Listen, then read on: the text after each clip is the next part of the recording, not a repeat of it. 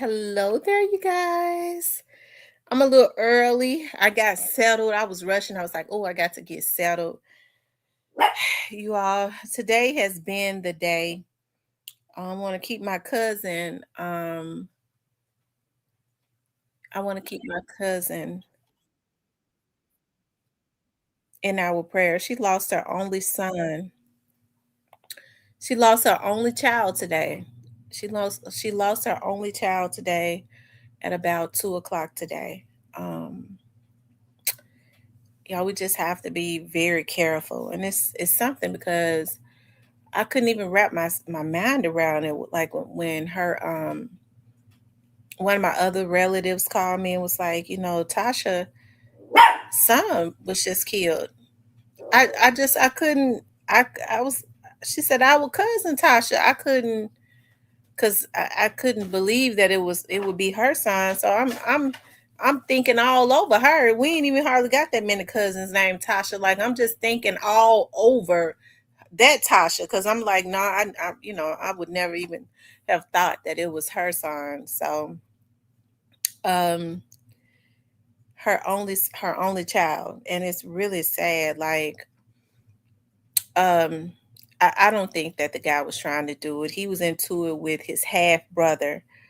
His half brother has stolen his gun and went to his friend's house.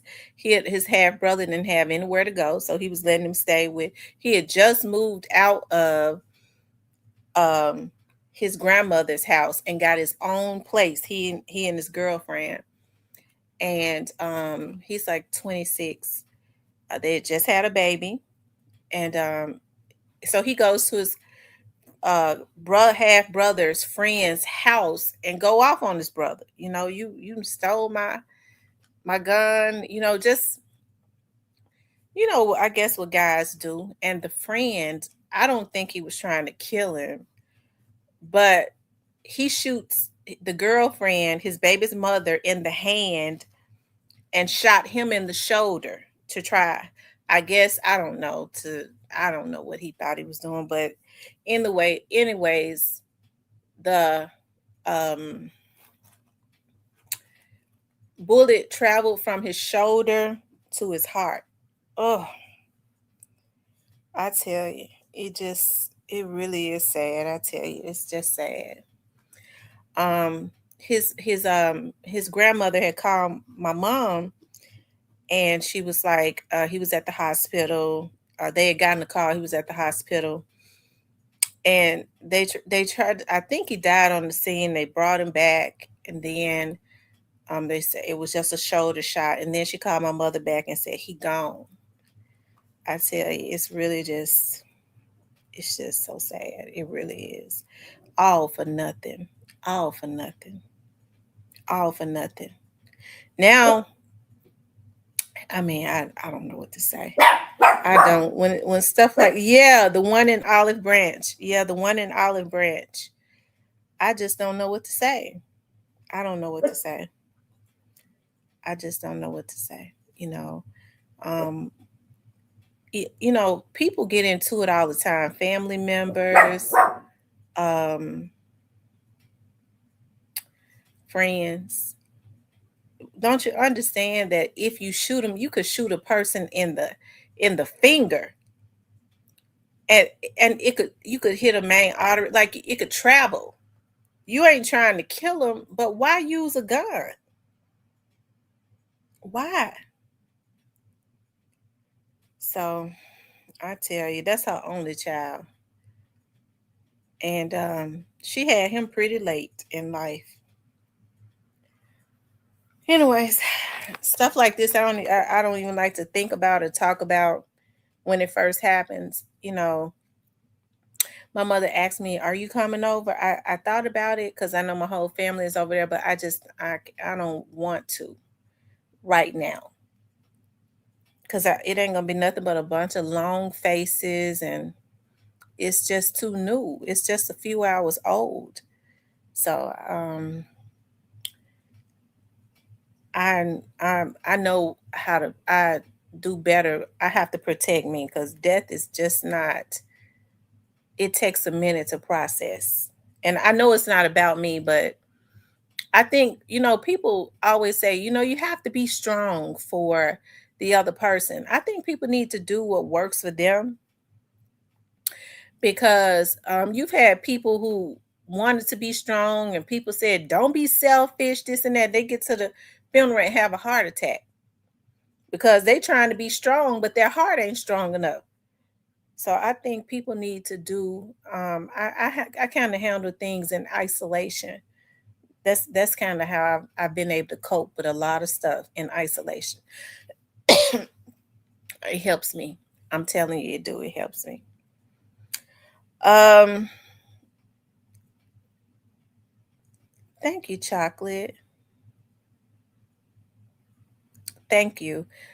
I tell you, and it's something because we have been getting on the praying line and just praying for the children. Like I've been praying for the children and for our kids and all of that. It had just been in my spirit for God to just protect our kids um and I started praying but for before Black Barbie got on the line, and she kind of brought it back around again. I was like, I'm glad that she started getting on the praying line, and she brought to my remembrance we need to start back praying for our children, and not just our children, everybody's children, because believe it or not, you have to pray for everybody's kids because our kids are out there with everybody else's kids and their kids affect our children. So that's why we have to keep everybody's kids prayed up and pray that the Holy Spirit guides them and they don't do crazy stuff like just what happened a few minutes ago. Right. Protect the mental health. I'm telling you.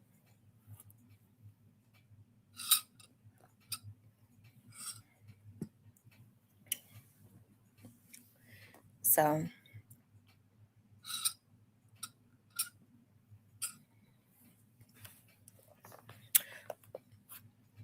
I remember when my grandmother passed, I almost didn't go to the funeral.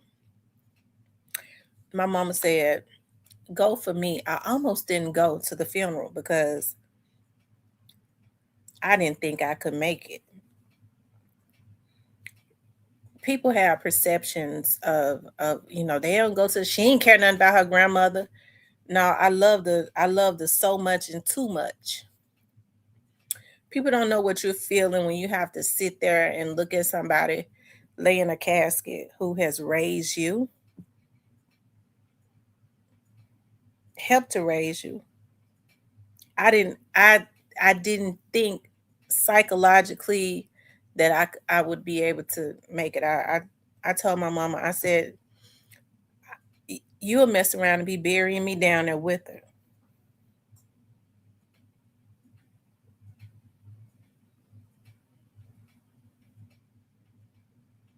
Yeah. Anyways, y'all, it's gonna be a good show tonight. I don't want to make this sad. That's why I say it just happened with him. I gotta stay away from that until I can process it and be right. Okay. But we definitely gonna keep Tasha in our prayers. Tasha is like the sweetest cousin in the whole wide world. She is like the sweetest cousin in the whole world. Okay, so y'all, Mr. Ian is going to be on tonight. Okay, he's 2 minutes late. He is 2 minutes late, but we're gonna get him those 2 minutes. Okay, let's see. I see him another link. Oh, here we go, right here. Everybody, y'all give it up for Memphis's own producer, Mr. Ian. What's going on, Mr. Ian? How are you today? How are you guys doing? I'm doing good. How about yourself? Um, trying to keep this schedule that we set up so I can get on here and talk to you and say what's up to everybody. Well, I'm glad that you did. I know you're a busy man, so I be appreciating it when you take out time for some a little bit of old me. Nah, it ain't like that. You got a great platform.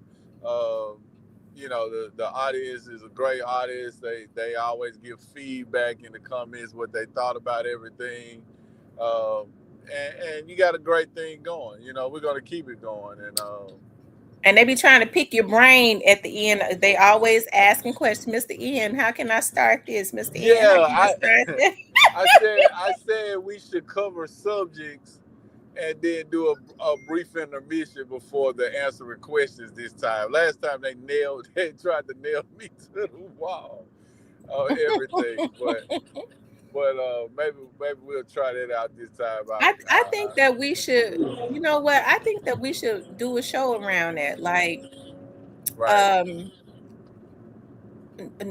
I'll think of a name of it, up and coming artists or whatever. If they want to ask you questions, you can answer them, and then if they want to reach out to you behind the scenes, whatever, and do business, Absolutely. like that, I think that's a good idea.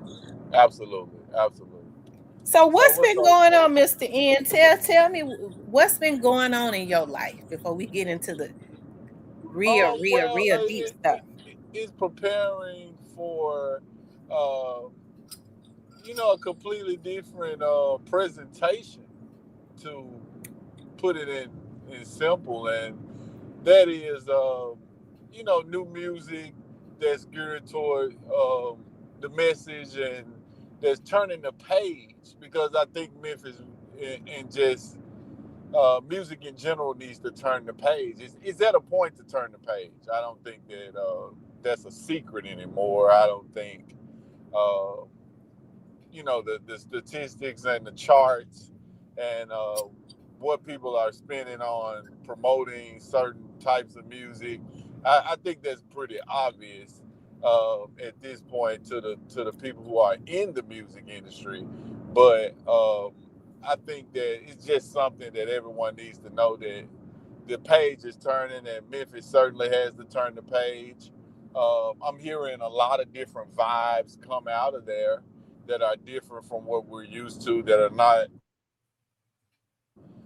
necessarily killing and walking them down, and Pooh Shiesty is that whole concept, the Shiesty mask, and all of this is on its way out, because it's not nothing positive that come out of it, and it isn't cool to throw your life away, and if you're using that mask to uh, rob or burglarize, and you a young person.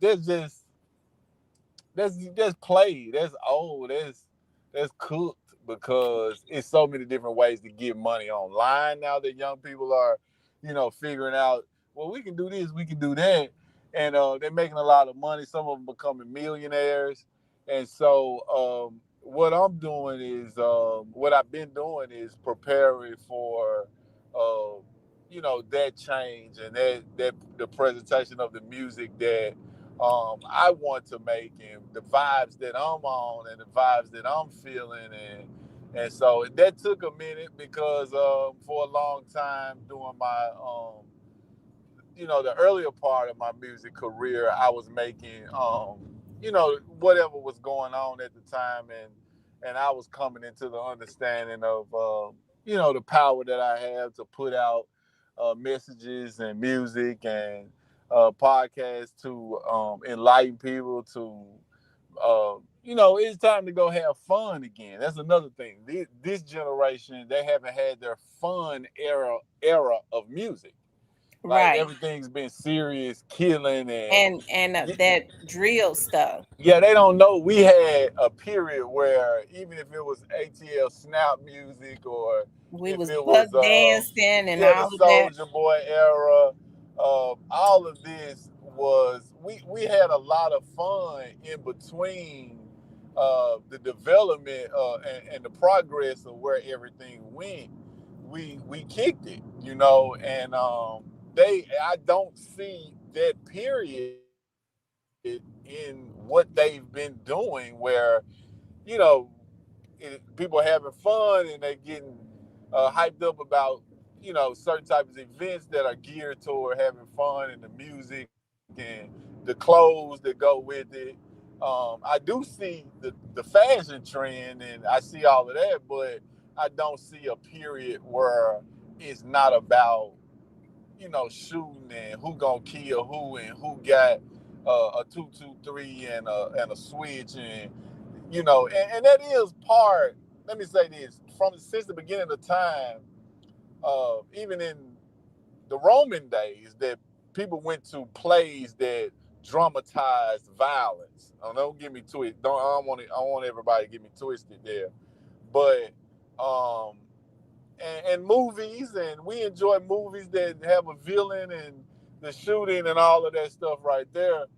But black culture has to be conscious enough to know that this is entertainment, and we're also gonna have a part where we go have fun, and we gonna dance, and we gonna, you know, talk about how good these women look, and we're gonna have all of that type of content going on at the same time. I think they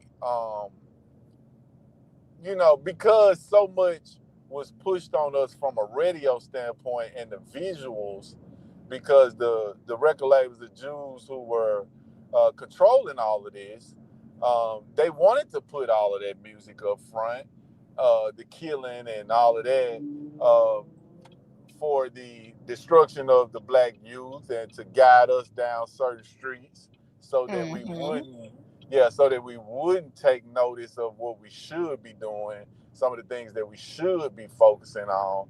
And at the end of the day, I'm not going to go too far into it, but at the end of the day, um, the bonds, and I'm not talking about a bond when you get out of jail, not like making a bail bond, but uh, the there are bonds being written for each prisoner in jail. Let's say someone gets a 50-year sentence, and uh, the jail is being paid per day for that inmate. Well, since we know for a fact you're going to be here 50 years, we can write a bond on the money that we're going to get for you. We haven't received it yet, but we can write a bond, and those bonds are ultimately what back mortgages. They're called mortgage backed securities. And so this is a one big loop as we play these songs and pump this into your head 24/7, and a portion of you go to jail for a long time. We also own the stock and the bonds uh, involved with the prison system. And so they really had them a whole little uh, machine. It's turning you into a criminal, then turning you into an inmate in prison, and ultimately making them money. So Mm-hmm. this was actually deeper than what we understood in the beginning. And But you so, know what? I was listening to you say we need some music, some dance music back. I don't know why. I just can't get this out of my head.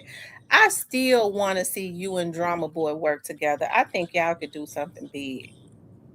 Drama Boy is a good friend of mine. I just think that people drift apart, and let me also say this: when you get out of Memphis and that area does keep you grounded to a certain degree. The part is we don't want to be grounded forever. You understand what I'm saying? And Mm-hmm. so um, that part of it, you have to stay in touch with your people, and you have to stay locked in, and you have to keep your feet, on the ground with good people.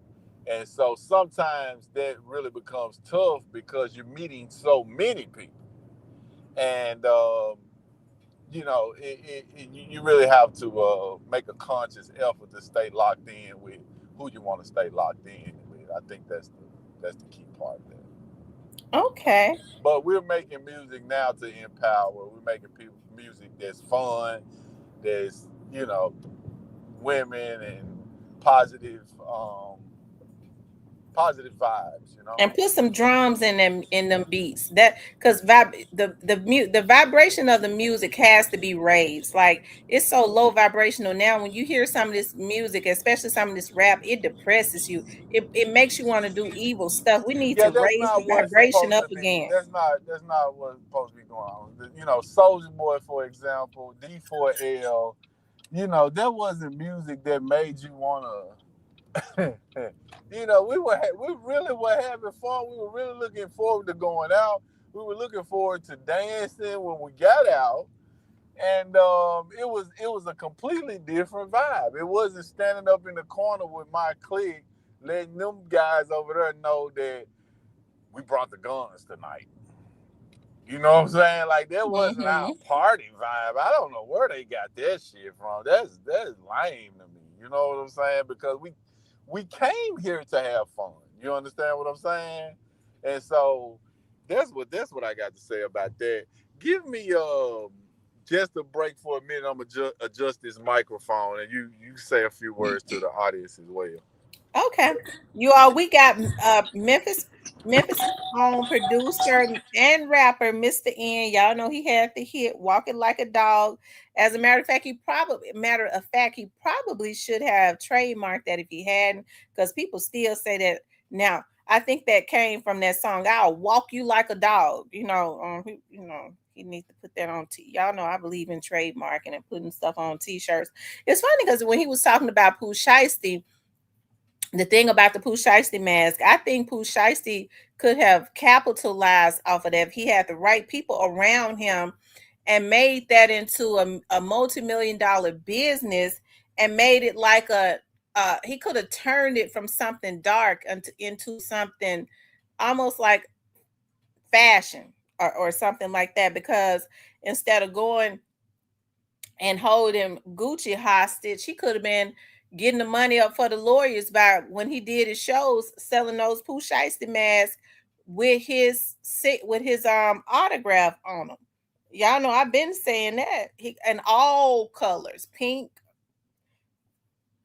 um, black, just all colors. Okay, he could have really be had the right people around him. He could have really got creative with that. Sold them masks for $50 a man. Sold them for $50 a piece. You know, while he's signing out, being personable with the people, they would have paid it. And I really think that they missed $3 to $5 million, and that ain't even, I'm not even joking about that. I really think they missed $3 million right there. I don't know who was working this guy's stuff, or I mean, I just don't know how they missed. I just don't understand how they missed that money right there. But it just goes to show that it's who you have around, and you can think you know it all, but um, you can miss some key stuff in the some key things in the process. And I was really really drawn back by that because well, number one, Nike basically started leaning to copy it. The Sure whole, did. the whole Nike Tech vibe, um, started phasing in, and that mask was just, it wasn't there before him. It wasn't a trend before him, so we had to be really really honest. And then the streets gave it, um, the streets gave it the shiesty branding, and Hmm. that's very hard to do, to just get people to, or to get that organic branding on something like that. So I was really really disappointed that they didn't take advantage of that. And then it came down to something like what it came down to. So let me ask you something as it relates to that situation with Pooh Shiesty, because we've been seeing it's been all over the media, and I gotta say a lot of people saying I'm a wimp because I really do want to. I don't want to see him get life. I feel like he has not had the right guidance, and it pissed me off even more that his dad was there with him and helped him to jump off of that cliff. But I want to ask what do you think about that situation? Um, 1 second here. Hold on. What part of the situation? Overall, you mean? Overall, do you believe that Pooh Shiesty? Well, let me be specific because I got a few questions with that. What what do you think about the situation between him and Gucci? Do you think that it was necessary, or do you think Pooh Shiesty was set up? Like, do you think he was manipulated and set up? What do you think about that? It's a very tough, you know, trying to break all that apart. But what we do have to look at is the facts. And like I said, that we said in the last interview, they recorded the Glorilla song right before that, and apparently they got it cleared, and so they got what they wanted out the deal. And, Who is they? I mean, got it, and he got what he wanted out the deal, and then immediately afterward, he proceeds to go do that. So, I mean, I guess this was what was on their mind. That was on what was on their mind, and you know, it's just bad, advice and bad leadership on a lot of people's parts, and I just don't. It wasn't the smartest brain with all of that. Right. You I know, agree. God, obviously been in the business for some time, and he knows, you know, a lot more, and he also knows Gucci's, personality, how he moved as a business person.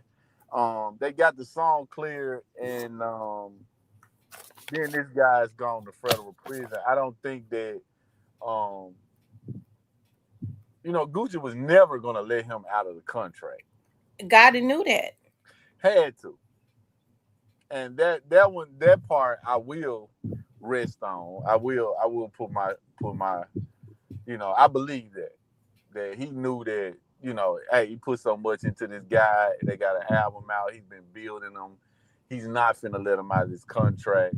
And so, I do think Gotti was somewhat aware of the plan, and I believe Pooh Shiesty and them thought that we can free ourselves and get this money, if we can get out of this situation. And I think they were sadly mistaken. Number one, on just how business works.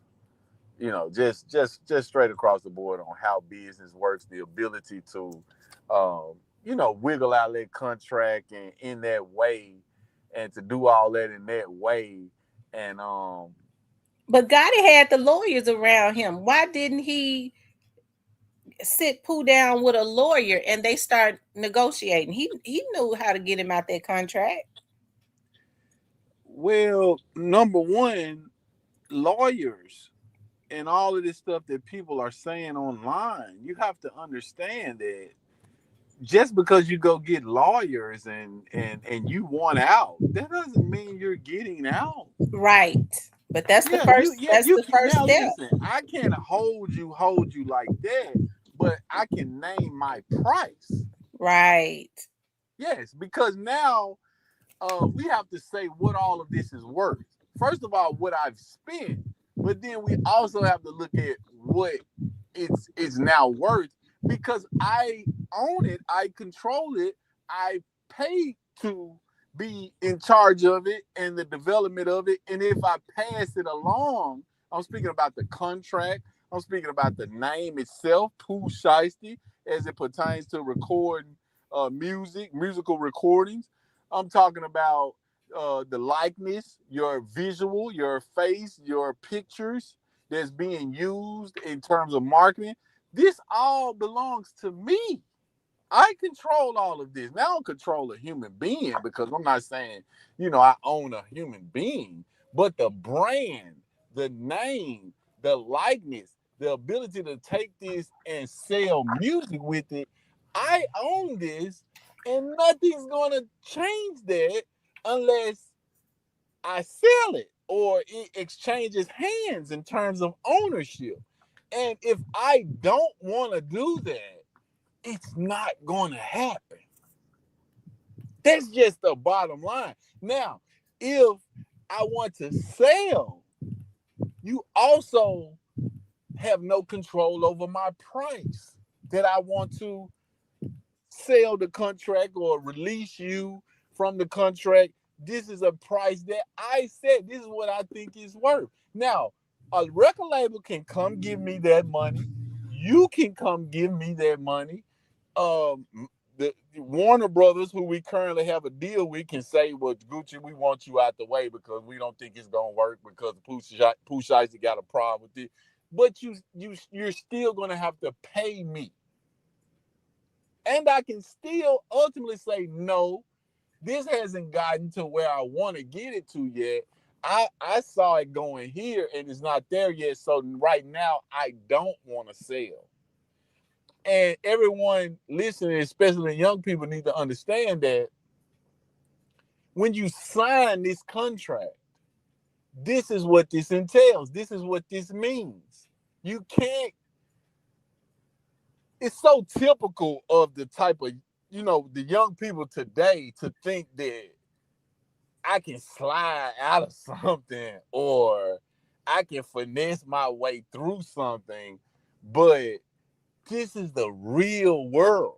And this is why we don't back up a lot of that slime your partner out and that sliding and finessing. This is why this shit is really no substance. Because when it comes down to the real world and real contracts and real business, that will not go. It will not fly. It never has. It never will.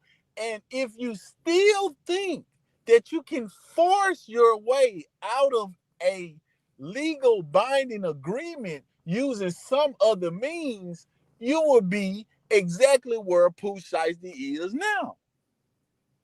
In Yeah. jail. Yeah. This is the rules. As as as as much sauce you got, as much finessing you can do, you will end up in jail. There is no way out of a legal binding agreement where two people have agreed and there's signatures and there's contracts that stipulate. See, you can't, you're not high right now. You can't be high doing this. See, you can't be unfocused and full of shit and popping shit and finessing and slide. See, this don't go with it. That ain't what this is. This real life, this real hardcore business. People put money in, put efforts in. This is not some cartoon ass version of the rap game and some Instagram social media version. This is attorneys.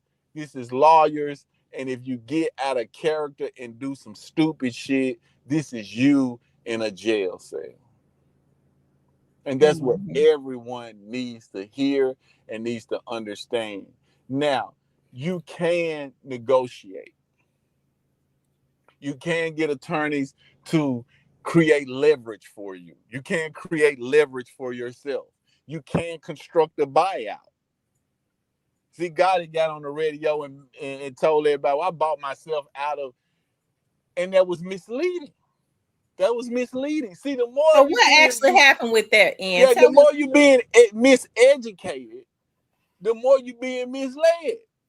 Because what's actually happening is one label is paying off your former label, and the debt is being passed to the new label. Wow. So this is like refinancing your home. Mm. You didn't pay off your home. You didn't pay off the debt. It was transferred. Wow. And so you got a better situation So when who you did when who you was it transferred to? well, the first one, J Records bought out TVT because TVT was going into bankruptcy, and so they bought the contract. And so what they paid for it, the debt was then transferred. So now you look like you got a new deal and you signed to a new record label, but you still in debt. I mean, you still don't own the house. You know what I'm saying? You refinance your record deal, basically. You got better terms, you know, Wow. got a better situation. But you still in a you basically still you just got a new owner, basically. You got a new owner, and hopefully that's a better situation. Yeah.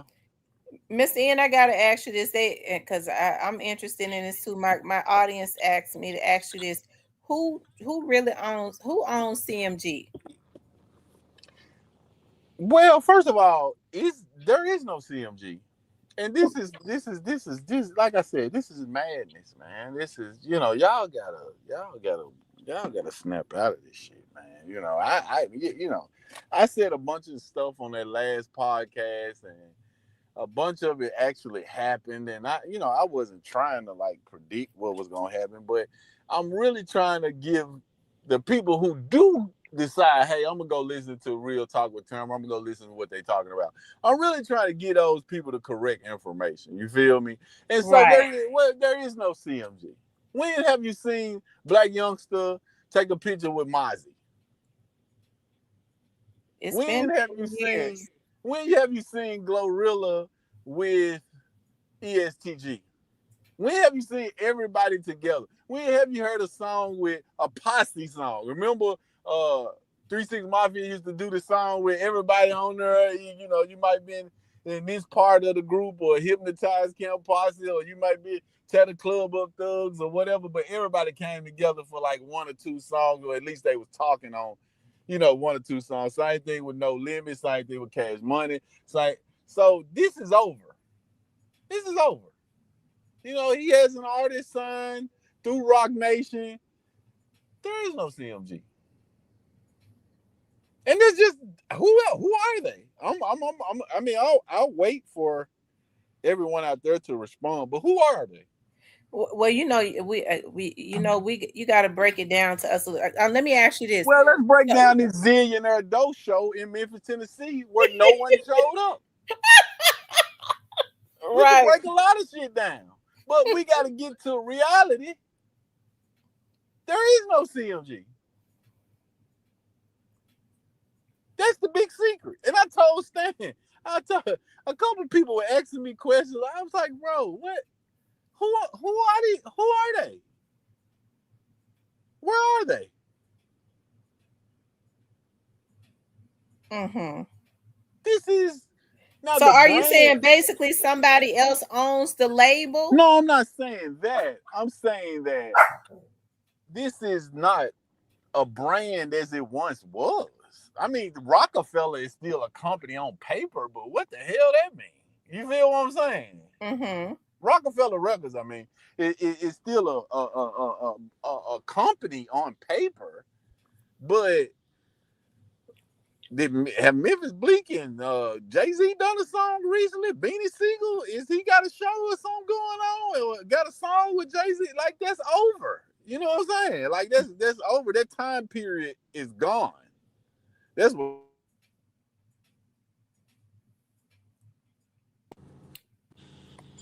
that's And what you there? You went out. You back now though. I hear you okay, now. yeah, that's what I'm saying. Okay. So basically, it's just something that's on paper. That's it. At this point, and the songs are still owned by Gotti or whoever he assigned them to, because assigning is a big business in itself. Assignment, and so that's a Tell me different. what That's a different assigning thing. means. Well, Tell me how basically does that means work? I'm going to give you these 25 songs. They make a certain amount of money per year, and I'm going to assign the royalties to you. And for that, you're going to write me a big check right now, Oh, basically. oh, So that's what's going on. there's a whole loan, lending, and banking business behind the scenes. So this is way deeper than just getting on a screen and record. Like this is way deeper than all that. You know what I'm saying? So do you think this is what happened to Youngster, the reason he was so hurt? Yeah, like you know, when when someone just basically swindles you out of a large sum of money, and you thought that it would probably be better than that, or you that person would do you better than that, then it's like you want everything to be cool, but it's like it's that's too much. That's a life changing amount of money. You see what I'm saying? Okay, so what I gotta ask you this. I got to. You don't have to answer. How much? Because Youngster was has started having seemed like breakdowns and flipping out when he said, "I know I've been blackballed. God got me." The like he really about how much Well, money Rock was. Nation can blackball you. That's not far fetched. But why would Rock Nation want to blackball Youngster though? He Well, if was you don't God is want to, loyal. if you don't want to sign, if you don't want to give us control, you know, you heard stories where people told people in Hollywood, you know, if you don't do this, you'll never work again in this town. Yeah. Yeah, that type of thing right there. That's real. Mm. That's real. And how do they know that? Because the people who call all of the shots and who uh give out the money, because where are these budgets coming from? Where are the budgets coming from? Who is those people? Listen, the names that are signed at the bottom of these contracts, like chief officer, CEO, vice president, these are not people that you ever heard of, and these are not African American people. These are Jewish people. Let me just be straight with you. That's the Mm. name at the bottom of the agreement who had to sign off before the money got passed. They It's a terrible deal. So now I knew that this was not real, but maybe they'll believe it if you could explain it a little bit more. Now we saw I was in the advertisement business, so I know people will they set up illusions. Gotti was on the $100 million um what was it called, the magazine, or he did the Forbes. interview or whatever.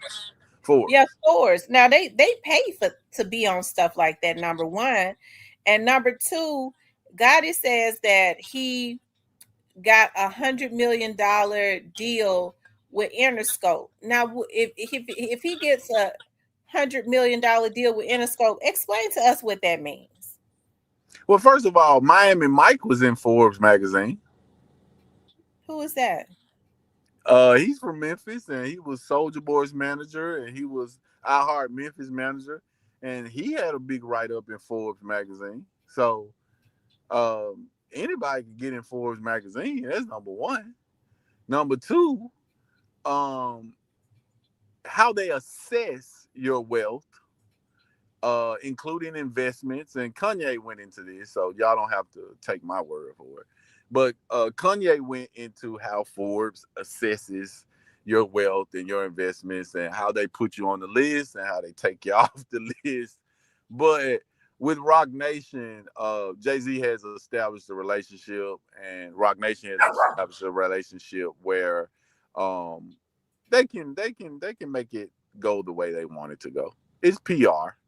I don't doubt that he has made certain investments, and um, you know, ain't no that a label is not giving $100 million up front. That's number one. Um, so this is very unclear on what all of that verbiage really means. He did not get the deal with Interscope until Dolph died. That wasn't solidified and locked in, and um, the Paper Route Illuminati, which was Dolph's album that was introducing his entire squad. that had people attention a lot more. That like people were really interested in how that was gonna go. It was a hard ass single off of there, and that was serious right there. That was a serious point, because Gotti was trying to introduce an entire team as well, and um, it seemed like Dolph kind of beat him to the punch, and it seemed like we was more interested in the paper route Illuminati roll out. You know what I'm saying? Now I you mean, say it that just he didn't get all them deals until Dolph died. Do you think that that's coincidental? I don't think it's coincidental. I mean, just going by the facts, uh, Dolph, in his own words, said he had a meeting with Rock Nation and Jay-Z, and uh, Jay-Z didn't put that fire out. That just stands a different way with me.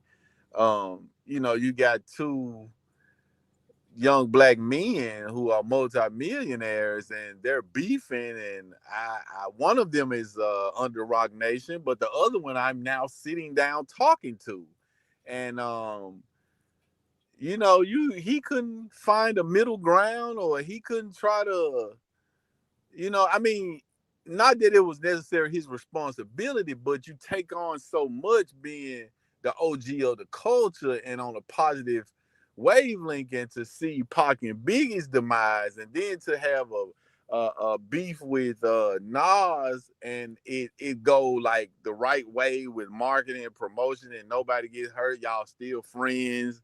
And then we had the Kendrick and Drake here recently, and nobody, it was a lot of rumors and stuff, but nobody got hurt or nothing like that. It was really just competition. And so a lot of experience on his side to not say, hey man, how can we just package this up and sell this? Like, people think y'all got something going on, but y'all ain't really got to be into it. Y'all really could use this to get some money. How can we package this up and sell tickets to this, or how can sell more music or sell more product by using this, and everybody stay cool?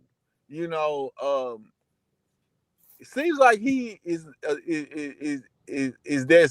supposed to be that smart and supposed to be that savvy. What people care about and what people give their time and effort to, though, sometimes is different than what they know and understand. Mm-hmm. Yeah. Okay. Well, let me ask you this. Um, Hernandez Govan has been back in the news, and listen, you said something that will probably people probably get chills about. The last time you was here when you spoke about people go to jail for what they Got get away with. away with. Yeah. Yeah. You go to jail. Let me say it again for everybody out there listening. A lot of times, if you don't change your life after you've made a mistake, you'll end up in jail for the shit you got away with. And this is a classic case. And I said that on your show, hoping that he would hear that and that he would take something from that. That, you know, I think everybody knew when he walked out of that courtroom that, if these people get you again on anything, man, they're gonna hang you. Because you're lucky, and God saw fit for you to walk out of there. And so um this is a classic case of that. That, you can think you got away with something, but if you don't change your life when God gives you that break, when God spares you, you'll end up in jail for what you thought you got away with.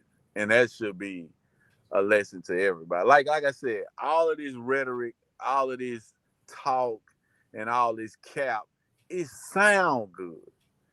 But that steel toilet and that steel sink, a bad motherfucker, dog. Excuse my language. Excuse my language. But It's not no joke. It ain't no game. So, um, he has managed, and look how small this situation was in comparison. Look how small. See slippers go. See slipping. The slippers count. You see, and because he didn't change his lifestyle, he didn't change who he was and how he moved and his attitude toward everything, his outlook toward everything. That's why the juror got up there and said, "Well, I knew this would probably happen. I could see." Yeah, because you could see that this person isn't at the point or doesn't have the ability to make the necessary changes. See, so many people, um, they're capable of so many things, but they're not capable of making the necessary changes it will take for them to be successful. And so that's the point. That's the exact part that you're going to get caught at because you have to change. And that's what God is asking of you. That's why he gave you a second chance. That's why he's sparing you so that you have the opportunity to say, hey, you know what? That was a close call. Um, when I was in that situation, the only person that heard me was the man upstairs. And so I'm gonna take this opportunity and I'm gonna make a change. I'm gonna create change. And so if you don't really, really, really, really have that attitude, you're gonna come up against another situation that's gonna test and try you again. And remember, you're still the same person. You're going off about a little bit of money, about 500 or so dollars, and you just said a bunch of stuff and typed a bunch of stuff, and then you forgot. Oh, I'm the guy on YouTube that everybody's trying to take a shot at. So they're gonna use this to go ahead and slam you against the pavement, and that's what happened. Well, I don't know if you heard, like before he was arrested, I was looking at he was breaking the internet with some of his interviews. It seemed like each and every time he did an interview, he started to say a little bit more and a little bit more. In the last interview, okay, that he did with a vlogger, he says that he knew who killed Big Jook, and he says that CEO Teasy was killed by friends. It seems to me that he was, I mean, you he I'm sure he It knew. seems to me he's lying. But because that's the best reference people have, then you're going to go with it. Because you feel like, well, he can speak on it better than anybody because he was in this situation. But what I would do and what anybody would do in this situation is tell a story that would deflect everything off of me. What you explains it. You know I'm a little slow. Because listen, the, why is Big Jug dead? Why did somebody kill Big Jug? Why? I Have we don't answered know. that? It's not because I mean he stayed alive that long. Right. Jug done been in so much shit in the streets since we was in high school. It's crazy. I mean, it's crazy. It's been so much that's been went on that he didn't made it through, survived through, or you know. But there was something hanging in the balance in this situation, and it involved people's freedom. And so this where push came to shove, where something had to be done, and that largely involves Govan. Now I'm not gonna get into all of that because as you know from my past interviews, I don't do that. But if Juke would have been alive, some a lot more people would have went to jail. Let me just say that, and that's factual. You think Govan would have been one of them? I damn sure believe that. So, well, why would he even bring it up? Because now I can use these things to manipulate different people and to move stuff around the way I want to move it around.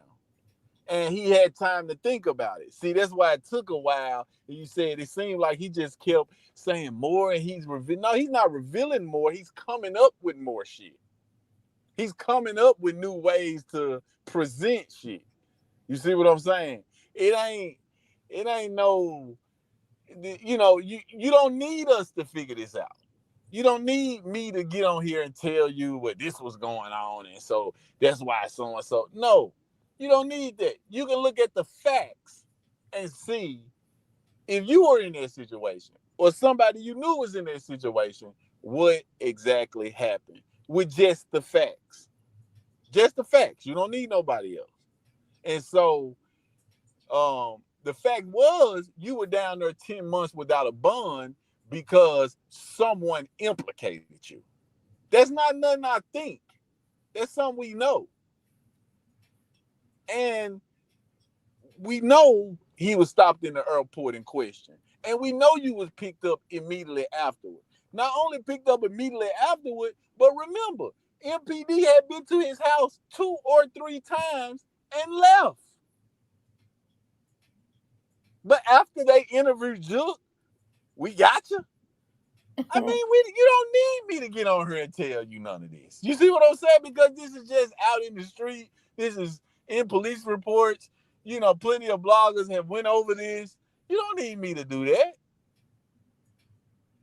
You were going to jail for life, most likely, or 100 years, just like Justin Johnson. You know, and so that's what it was. Mm-hmm. Well, let me say this, and this is I'm gonna tell you the way I just interpreted this, and you don't have to. You don't have Well, to let say me add this before you put your interpretation. okay. Immediately after his brother passes, God makes the statement, we don't break, we don't fold. What does that mean? Was he gonna Um, fold? Had he folded? Did he fold? I don't know. That's what I'm saying. So go ahead with He said we what don't break, we don't fold, we when don't tell. the concert was in Detroit, and it was right after Juke had died, and Right, he walked to the front of the stage, and he said, "We don't break and we don't fold, and we never tell. and we never tell." Mm-hmm. So I mean, it made a lot of sound people like to feel me like he somebody knew. told. Let's just be real. Somebody told something, right? Somebody told. Who is he referring to that told? And to seem like, oh, well, me and Juke was still cool, and I know he would have wanted me to. Well, who was Juke talking about? They'd rather snake you than face you. What? So you wait a minute. Who was Juke talking about? They'd rather snake you than face you. Who was he talking about? It had to have been somebody in the inner circle because he says, I think interpreted he did told them, he said, watch your back to stay alive. That I kind of interpreted that as a threat, letting them know I'm gonna get you.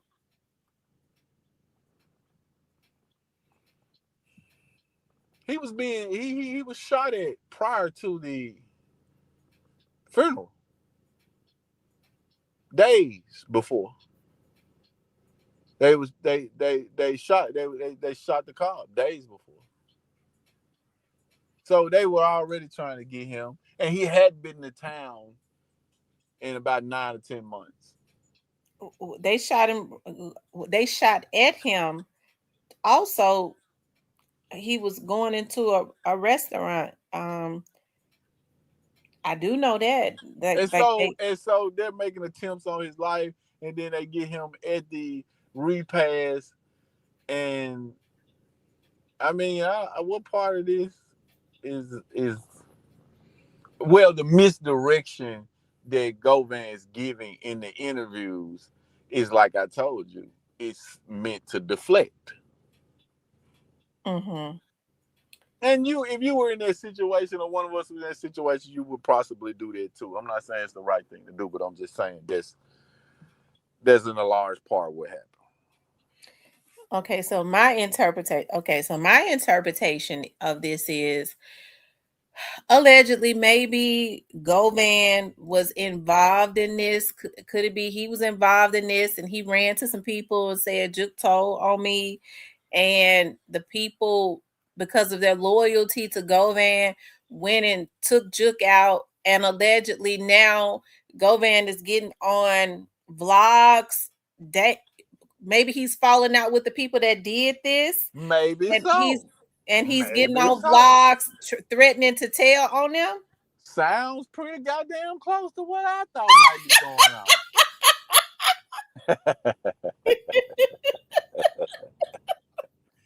So, you you did really work for the MPD office.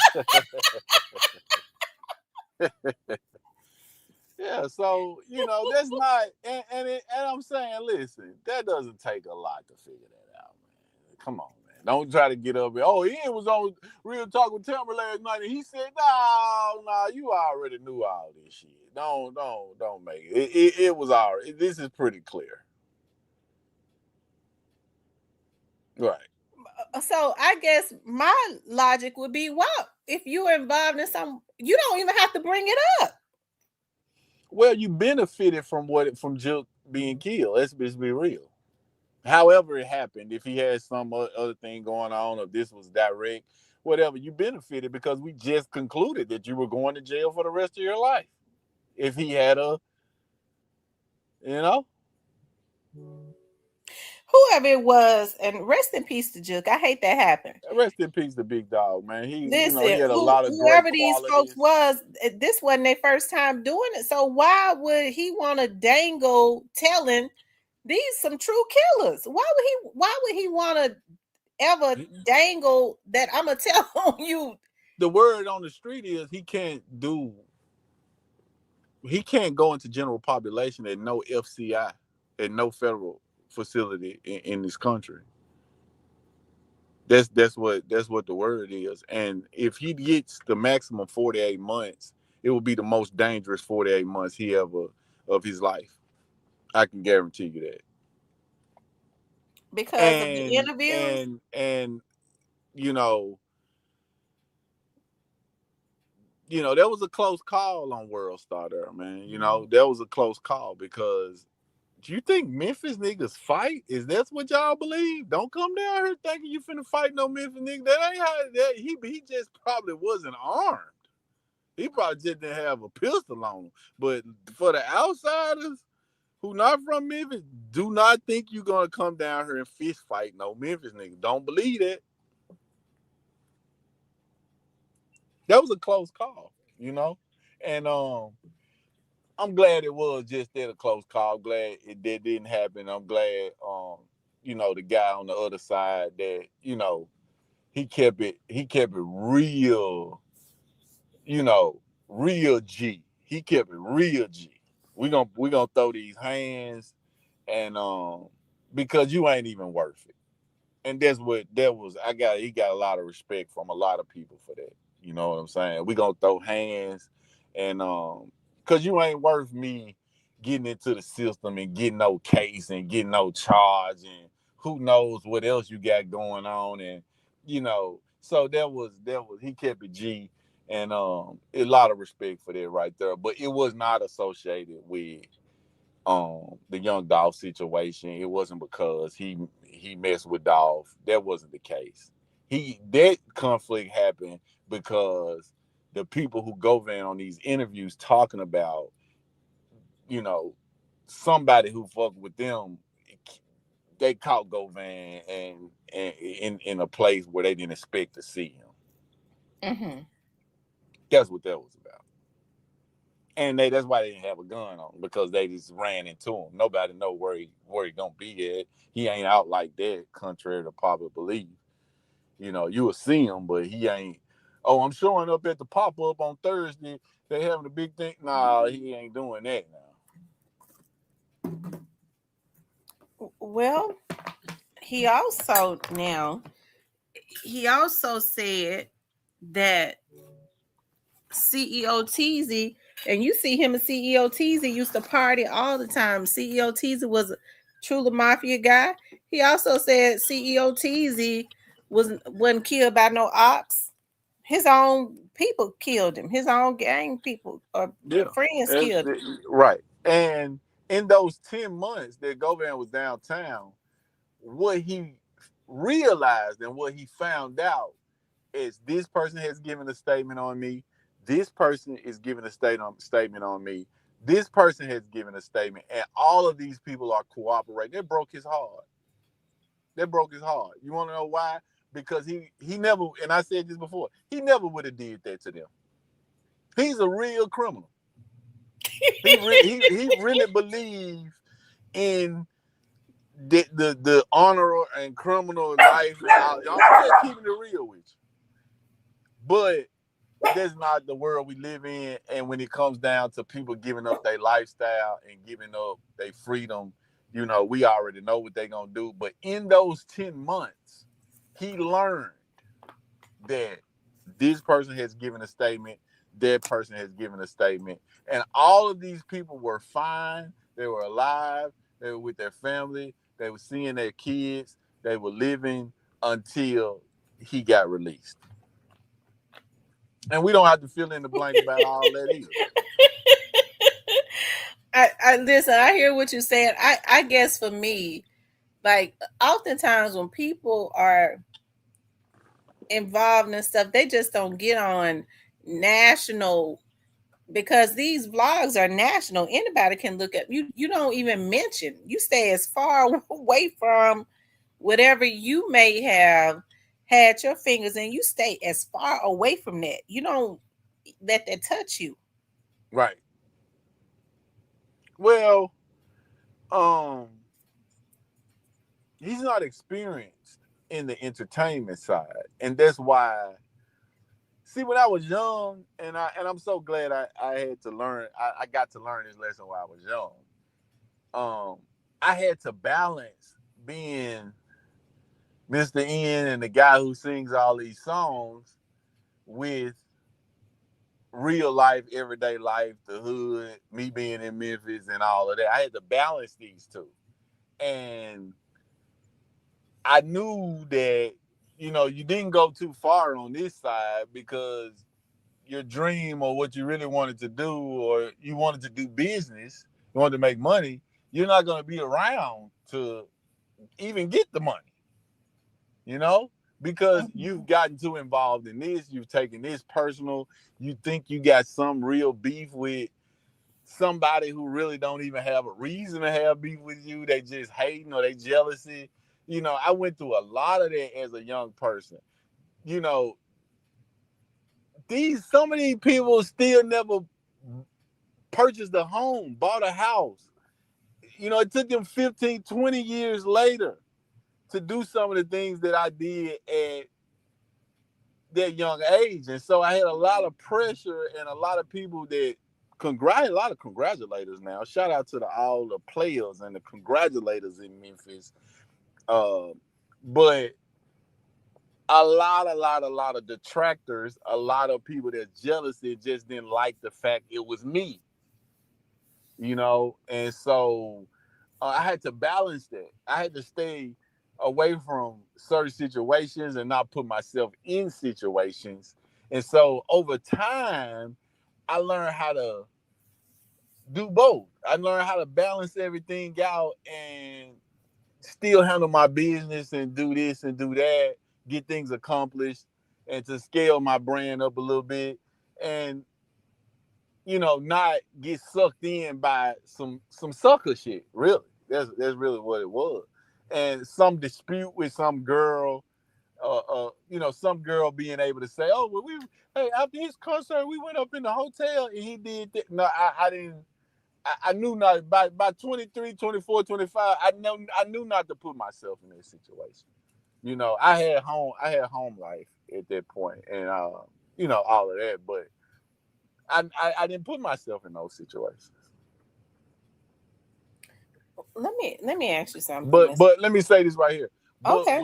with him learning this at this age, where you can't just go off and say stuff and threaten people's life, and like everybody knows you.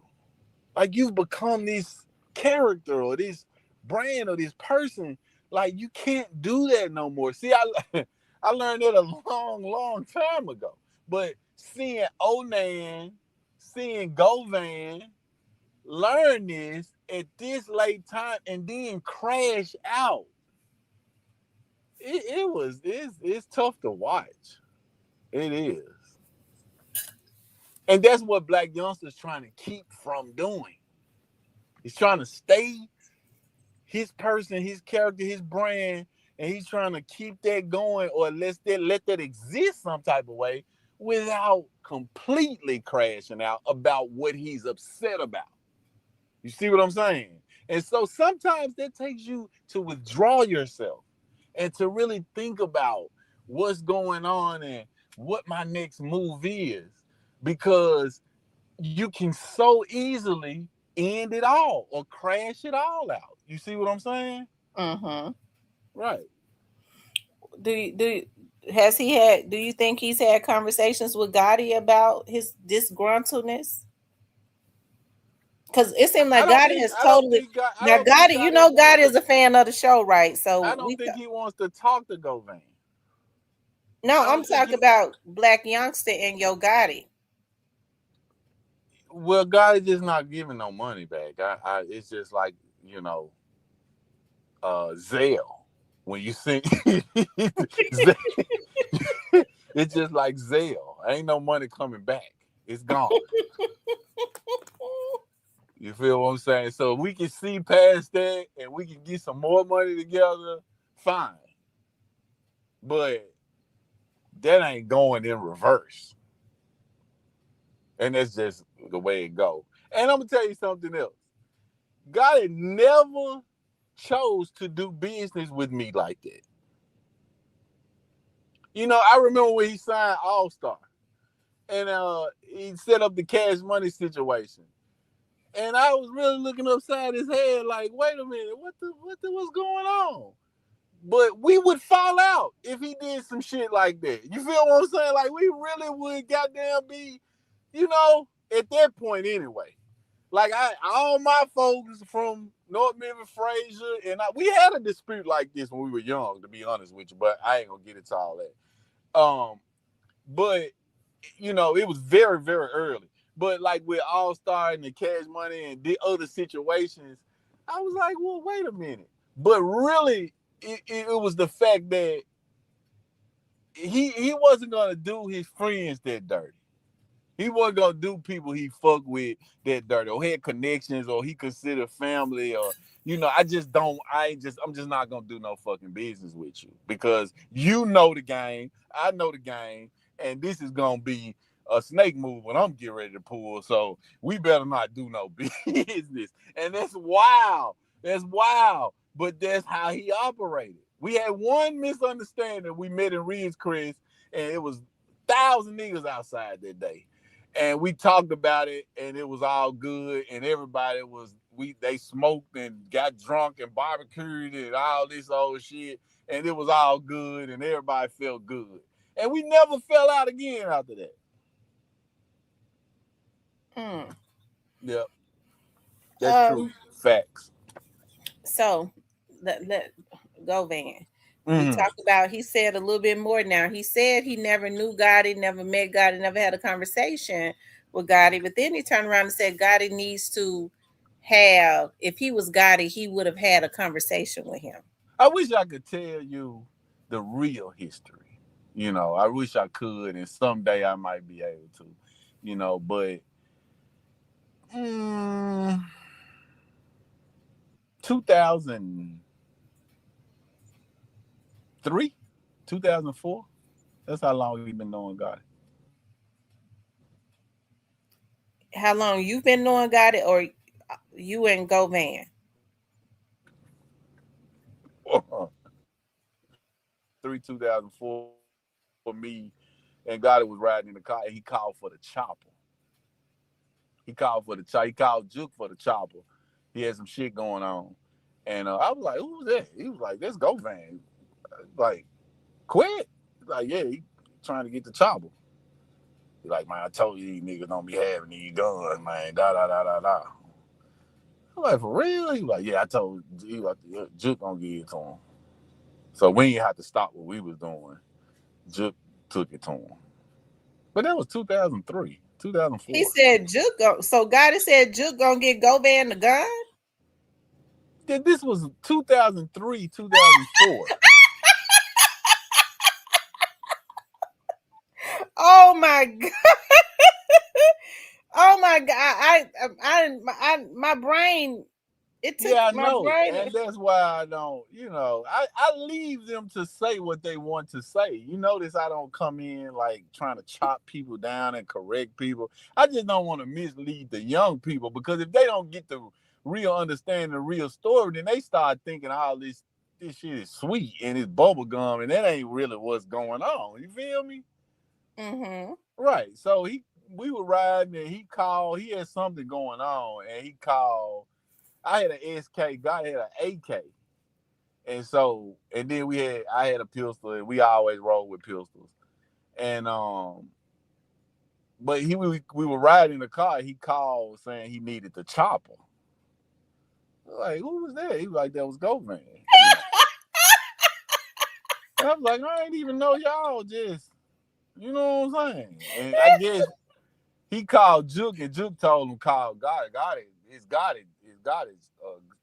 chopper. You feel what I'm saying? So uh they been, yeah, he been around for, they've been in the mix for a long time. Well, And I just, why you think he says that he never met Gotti? well, I like I told you, I'm not gonna get into, I am not gonna get into trying to figure out why he deflecting stuff and why he going this route about it, because he just got a little too messy about how he was trying to explain all of this with his version of a lie, basically. And so I didn't call you and say, hey, I just heard he said so and so, he lying, man. I want to get on your, I don't need to do all that. I'm already what I am. I'm already I'm doing what I want to do. I'm already stamped, and can't nobody take it. And that's because I did a lot of good, and I helped a lot of people, not because I'm the biggest gangster or I'm a gangster or none of that shit. When I had the opportunity to help people, I did. When I had the opportunity to pull people out of a bad situation or uplift them, I did. And that was God gave me that platform many times, and I tried to deliver as many times as I could, and people appreciated that. They respected that, you know.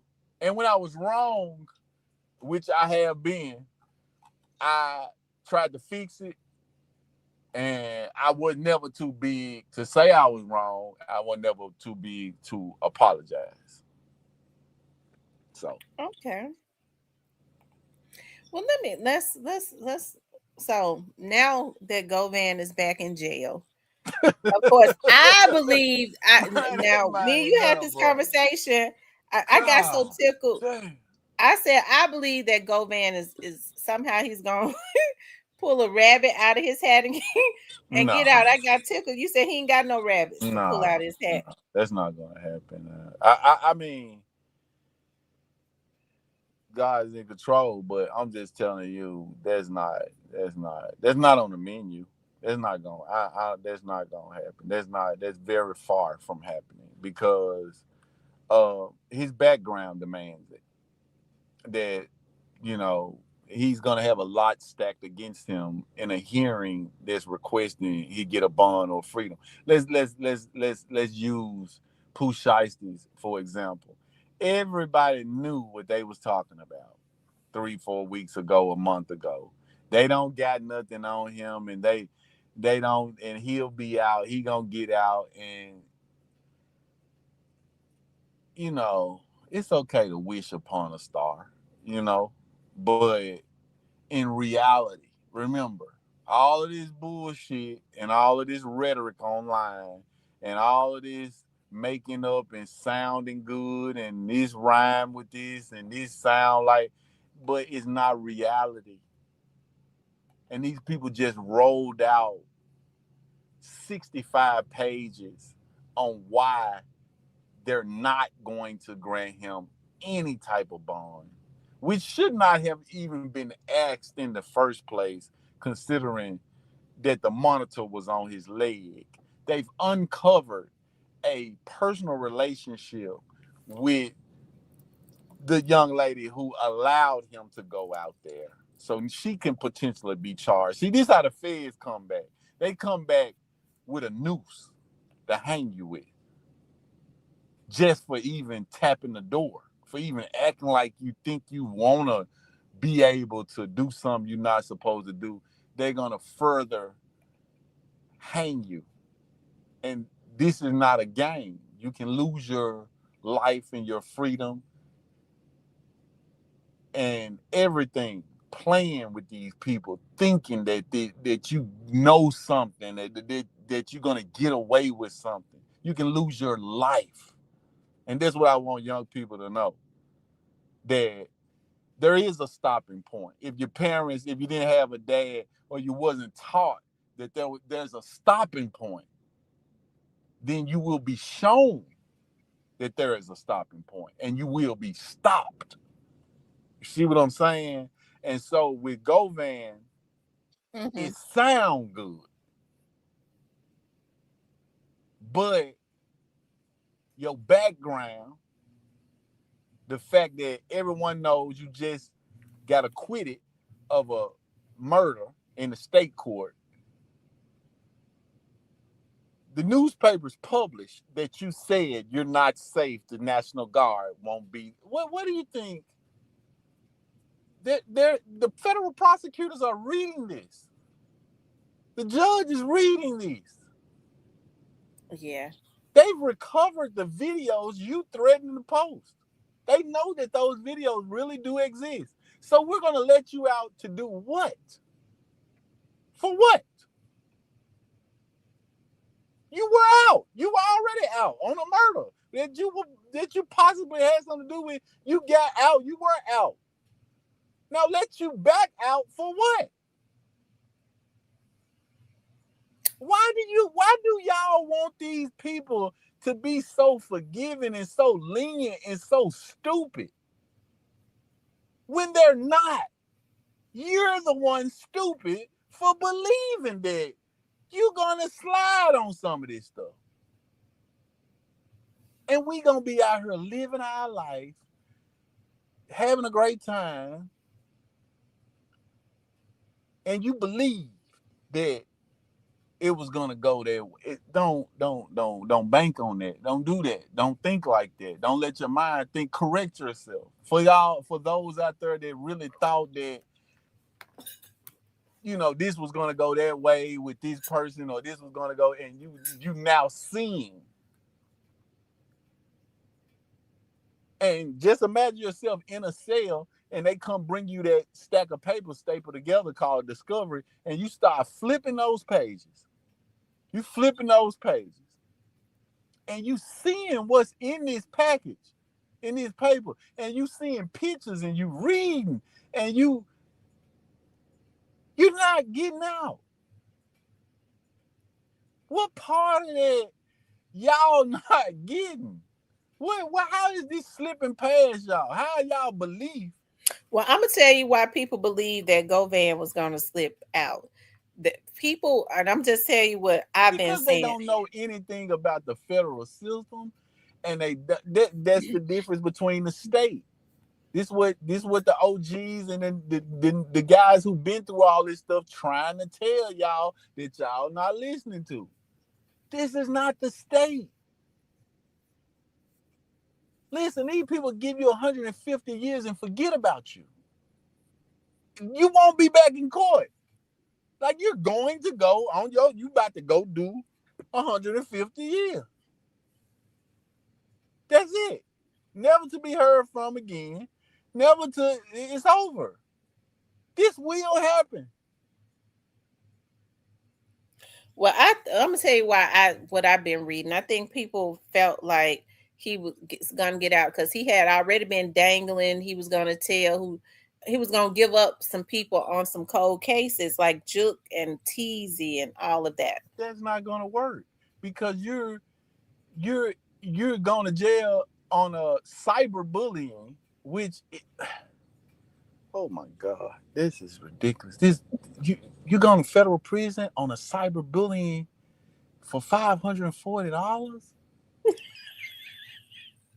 Okay, so the max on that is 5 years at 85%, which is 48 months, something like that.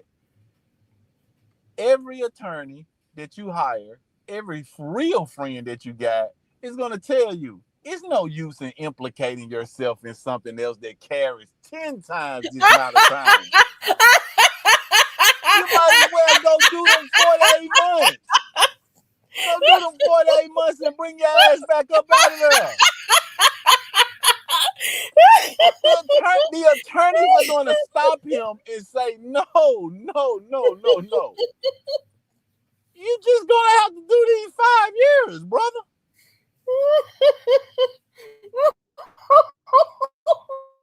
Because how can you provide first-hand information and sign an affidavit saying you have first-hand information?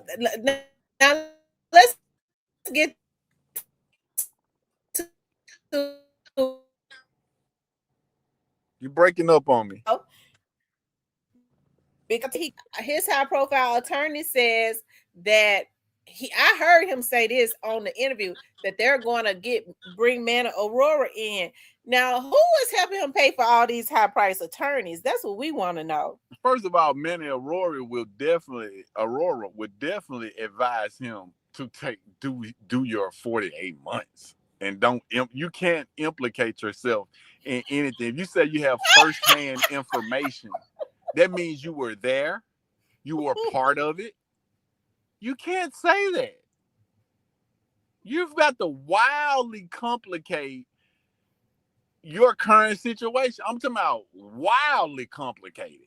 He said he was riding down Getwell when Juke was assassinated. He said we would do better coming into court, Govan, telling the positive things that you've been a part of, to tell why you should get some leniency, to try to get some type of mercy from the judge. But negotiating with something that carries 50 years, 100 years, that's not everybody can just throw that's not how this goes. Once again, you're unfamiliar with this process, the legal strategy, and you're unfamiliar with the federal system. So that's not you can't get a ticket out of jail. They don't even you're an idiot if you try that. How is he paying for all of these high price attorneys?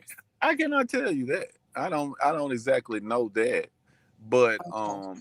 I'm sure he has some people that care about him, and and so that, but who knows? Because I'm just gonna say, I was looking at Justice for Dow, and he says somebody named Noose has been paying for it. And this is another point that I want to make. I don't know who that person is, number one. Number two, what Justice for Dow as a blogger puts up on his page, I have nothing to do with. A lot of times I don't agree with it.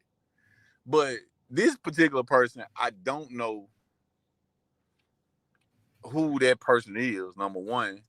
And like I said, every thing that he puts up there I don't know about, or that I don't necessarily agree with. But it's not my job to tell him what to post or not post. As with Stan, I've never told Stan to take something down. Hey man, take something down. No, that's not what I do. I don't. That's not what I'm being uh, paid for or compensated for. If they hire me, that's not what I do. And so, um, I don't agree with, like I said, a lot of the stuff and a lot of the stories. Um, a lot of these people have done great things in the city. Let me say that also. Right. A lot of them have been uh, profound. Hot Rod, for instance, has been profound in my life in terms of my relationship with what I know about him, the things that I seen him do, and giving me his last when he was in a tough situation. And so, Nose. Yeah, that's what. I think I've seen a lot of him do a lot of honorable things and a lot of great things that help a lot of people. And so, these blogs and this YouTube stuff is the opinion of the blogger and the perspective that the blogger has. But this is not my writing. This is not my producing. I don't produce these shows. I don't, But what I will advise them is that, hey, watch how you present this, because a lot of people love and respect this person. They think a lot of this person, and in some of those cases, this person has been profound in changing my life and directing me in a positive way. And so, I would advise them to be careful how they present these stories. But once again, it's not my job to try to restrict somebody from journalism. That's just not how this works. You know what I'm saying? Okay, they said Hot Rod paid for it. I don't know. I don't know who Hot Rod. What? Hot Rod is a great guy, man. He's a Somebody great just guy. said he day trades. He day Yeah, he he's not into the criminal life or into any of that stuff there. And it's not just him. It's a whole group of them that's own legitimate businesses and deal with everyday people in Memphis and provide services like roofing and home repair, home improvement. So they're walking into people's homes, they're dealing with people, and it just a lot of times I don't think that's fair when someone's trying to change their life and then they're out here hand and foot doing business, good business with people, provide services. Some of them, and they're building good relationships. And you got to let people change. You do. You know what I'm saying? I'm a firm believer in that. I'm just disappointed that Govan didn't make that level of change. Because everybody else in the circle did. Everybody else in the crew did. He's the last goddamn problem. He's the last of the. This was. they And got all the. You think they want to advertise who? the black men you was just talking about? Oh no, they don't want to be. A lot of these people don't. They don't care to be a part of any of this. Because they. Well, most people advertise their businesses. Oh yeah, yeah, yeah. Well, they have such big names. One of them is a home builder, and he and also does roofing. But he has such a big name. He was so smart to start building houses and to start doing projects like that, because everyone in Memphis know these guys had millions of dollars for years and years. And so when it came down to building them a $200,000, $300,000 house, they felt comfortable with the way that he handled the money, that the way that he did, completed the project, his level of excellence on the project. So these are talented guys, man. These guys got real business sense that goes beyond the street. And so like I said, I don't think that's fair when someone is, you know, making positive changes, and then at the same time helping people. We can't cut these type of guys down because we need as many good soldiers as we can get. You know what I'm saying? Right. I tell you, um,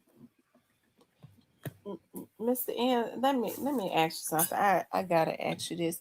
Do you believe deep down inside, and I know you don't have any way of knowing, but just in your opinion, do you think that at this point now Yo Gotti has some regret about everything that transpired?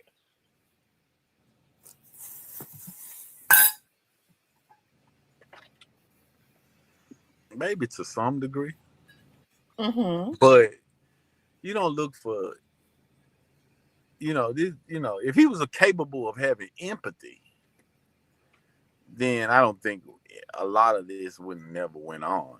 You know, but I told you this is a fight between good and evil ultimately, and I think this is becoming more and more clear every every time we get on here. It's becoming more and more clear that it's good versus evil, and he got this is a bad spirit. I said the things that I said on the past interviews, and I meant them, and this is a very this is a bad spirit. You know, and this is not imaginary stuff. Let me also say that oh well, no, there's a such thing as spirits being on people and them doing that bad things, and um we see it all the time, and the battle between good and evil, even a lot of what the pastors are saying is actually true. you know it's actually Mm-hmm. true. This is spiritual warfare. And I became way more aware of this when I left Memphis. I thought we was just in a church town, and my mama just dragging me to church, and all these people saying all this stuff, and I ain't never seen no demons. You know, I ain't never seen no ghosts. You know, but they was right there next to me. Shit, I didn't know. You know,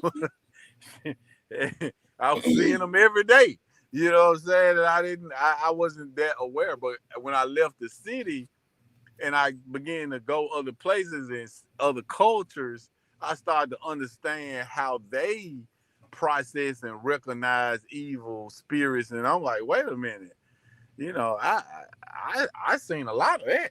You know what I'm saying? So I've been through a lot of that. And it woke me up to, um, yeah, little devils on your shoulder. Absolutely, Mm-hmm. yeah, yeah. But I really didn't process it. Like, I really didn't think there was, like I said, I heard the preacher preach, and I knew what was going on in the streets, and I knew what the Bible said in great part as a young person.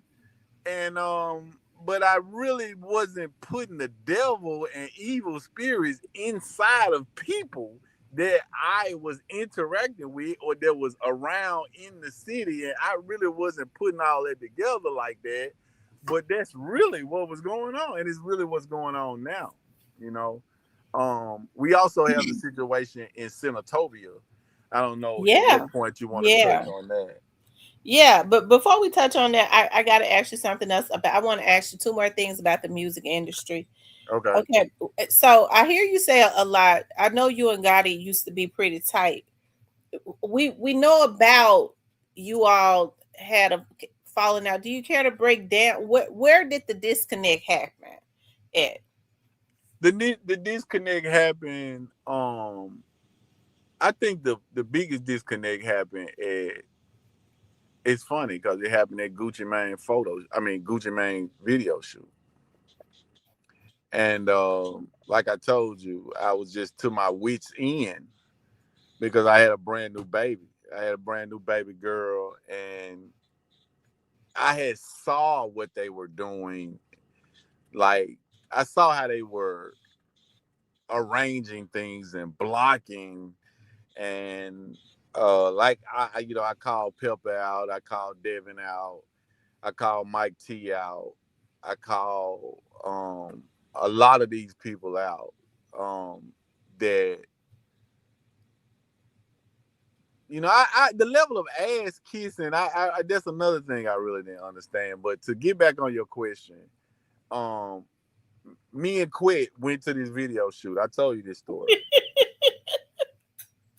It was Gucci's video shoot, and so, but he called either Juke or somebody. They told him where the video shoot was, and I told Quit before this, before he told me, I told him what was going on. I was like, man, this dude is just, he's just blocking, and it's costing me a lot of money.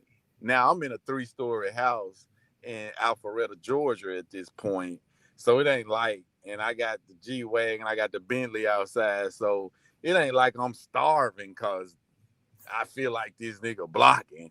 So I guess Quick kind of took it like this really not a big deal. And so we went down there, and I told you we were armed, and we got into a really intense conversation right there at that video shoot. And I knew, we both knew that, you know, but I was hoping that we could talk and I get something out of it other than it going too far. And I think I just saw his true colors that day. I just saw that you really weren't going to admit, number one, that you're you blocking. Because if I got the money and they won't take the money and they don't have a reason not to take the money, but they're riding with you on everything, and we know this is money driven. So if Devin price was 5,000 or 10,000 and Pepper was facilitating, and I got the money and I know these people, then what's the problem? Mm-hmm. Yeah. And that went on for a year, and then the next year, and then I'm like, wait a minute. Now me and you, we supposed to be cool. We hanging. I'm writing shit for you. I'm producing shit for you. But when I get to this point, now it's structured like this where y'all just fagging off on me. So what's happening here? And then I finally narrowed it down. Like, it's you. It's you. So what so now I'm about to go directly, confront you about this and talk to you about this. And it was so long where I couldn't catch up with them, that I had to basically run up on them at Gucci shoot. You know what I'm saying? And like I told you, Nikki was there, and you know, I don't know if the shirt was showing the print of the gun in my back or if I didn't have my shirt down. But I told you she walked up on me and kind of like created this diversion. And I was like, I was pissed off because she like bombarded into the conversation with me and got it. And I was really getting to the part where I had gotten to the part that I was going to get to. And, you know, so I at that point, I just really saw him for what he was. And I was like, we're already in the public. I'm living very nicely. I'm blessed. And, um, I'm going to go. How far am I going to go with this? You feel what I'm saying? I would do better just saying I don't fuck with you no more and I'm done. You know what I'm saying? Mm-hmm. Right. So that's kind of where we went to. But that's how it went. Okay. And let me ask you this question. What can you break down the deals that they're putting these young people in? We got about 200 people up in here, and we have a lot of young artists to be in. What kind of deal? What are they doing in these deals? It's known as a 360 deal, and the terms vary, the language can vary, but the main money, the masters was known as the masters. That's you're not getting that. That's when you sign that deal. Well, let me break this down this way because all that ain't even gonna matter. So let me break it down a different way because I think everybody heard that before, a 360 deal, and they get this, they're able to collect this, they're able to collect that. I think everybody heard that part of it. So let me break it down a different way. So the money you get up front, um,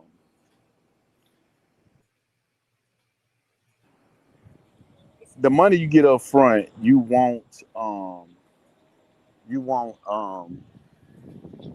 you're in a high interest loan, basically. So the money you get up front, you have to pay it back. Yeah. So the money you get up front is that money along with the budget, which is what it will cost to do all of this, all becomes one number, and that is the debt that you're going into. Oh wow. So, right, and there's an expense sheet, okay, that details what we spent or what we're going to spend, including the advance that we gave you up front. Now, once this happens and you're in debt, um, you'll never get out of debt because they're controlling the accounting. So you can call a meeting and say, "Hey, man, I paid you off. We sold so many records that we back at zero." No, you're never going to be back at zero because they're in control of the accounting. And I learned this. What me and Gotti called a meeting to kind of go over the expense sheets with the CEO and the CFO. And we went over the expense sheets, It seemed like every time he get ready to tell something deep, his phone he go out. He totally went out.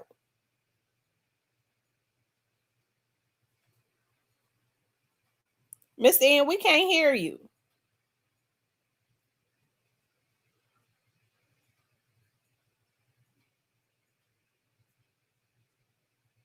Phone 22,000, radio 120 some thousand. Um, this and so we looking at all of these numbers on this sheet like, did this really happen? Did y'all really spend this amount of money? Like, but this is the expense sheet. This is what the money that they're saying we owe, and we sit at this long conference table, and everybody got the same information.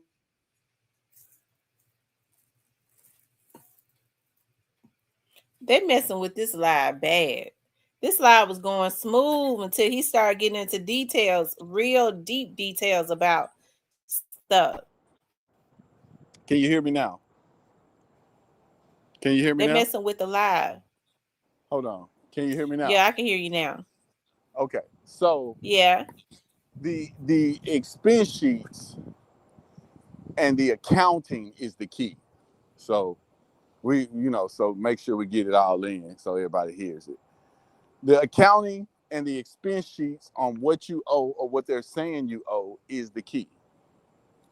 And they'll keep moving the goalposts where you're not going to pay that off. You're not going to come to a zero mark.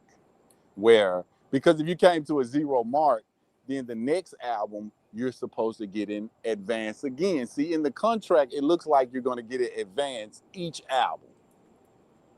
So you got 5 albums. So you're supposed to get 5 advances that are ahead of each album. But after the first advance, you'll go into debt. So you'll never receive an advance on the second album because you owe. Oh. That's about the most basic way I can put it. Now, let me tell you this. UMG has several sets of books.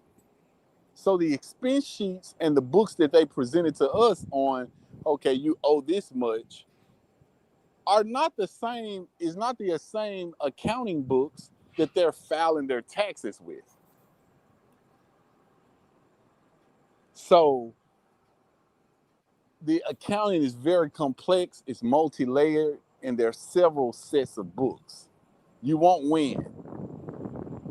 However, you probably won't find yourself in this situation because they're no longer investing in artists like that. They don't need to. They're moving into a different model where they're just servicing all the independents. And that's why they're taking over distribution. They're controlling distribution. TuneCore. Um, what is the one that Steve Stout is over? United Masters. This is just Universal. TuneCore is Universal. CD Baby is owned by Universal. So they're God moving into see. that aspect. Say that again. Hello.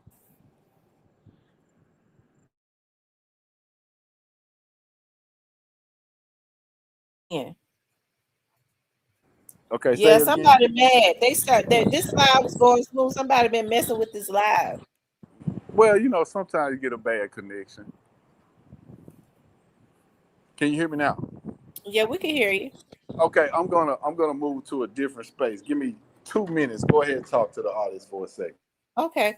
You all, if y'all got some questions for Mr. Ian, y'all make sure y'all put them in the chat. He's given us a load of stuff tonight. Listen, I had no I listen. When we have when he come on here, each and every time he come, he always drop some bombshells and in a nice little way to give you something to think about. If y'all got some questions for Mr. Ian, it's a lot. It's 200 people up in here. So listen, whatever you want to ask him, okay? He's a vet in the game, okay? He's a vet in the game. He knows the sharky ways of the business. He knows all of that. And so he can explain a lot of stuff, okay? He can explain a lot of stuff. He just he'll be back up in a few minutes. They said ask him about money bags. Oh yes, I'm glad. Thank you, TB21. I hope he come back up. I definitely got to ask him about that, as I had forgotten about that situation.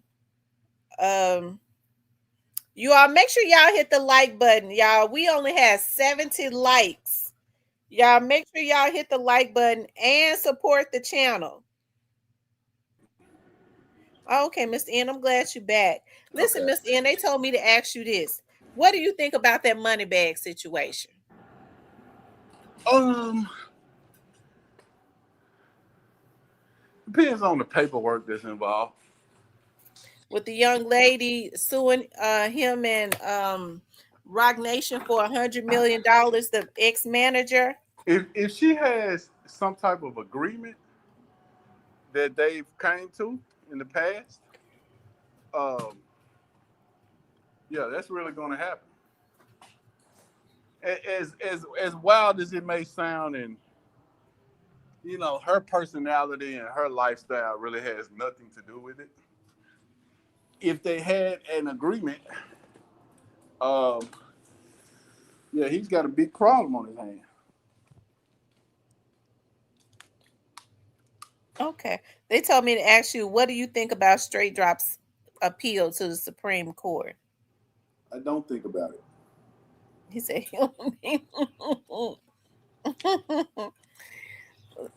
so based on what you said, Mr. N, like how you broke down how the Sharky ways, and these young men, they come from, a lot of them, they don't know anything about business, so it's so easy to get over on them. It really is. It's so easy to do it as it relates to the books and them, you know never being designed to really pay the industry off. So with all of that being said, do you believe, just based on what you know, do you believe that young Dolph truly had the recipe for independence, and that intimidated a lot of people? I'm talking about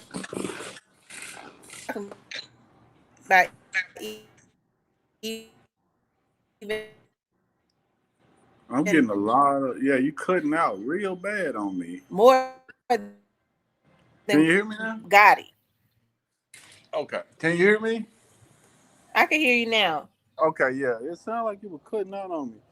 For that time period, for the moment, for that point, and also Ghazi was a big part of that.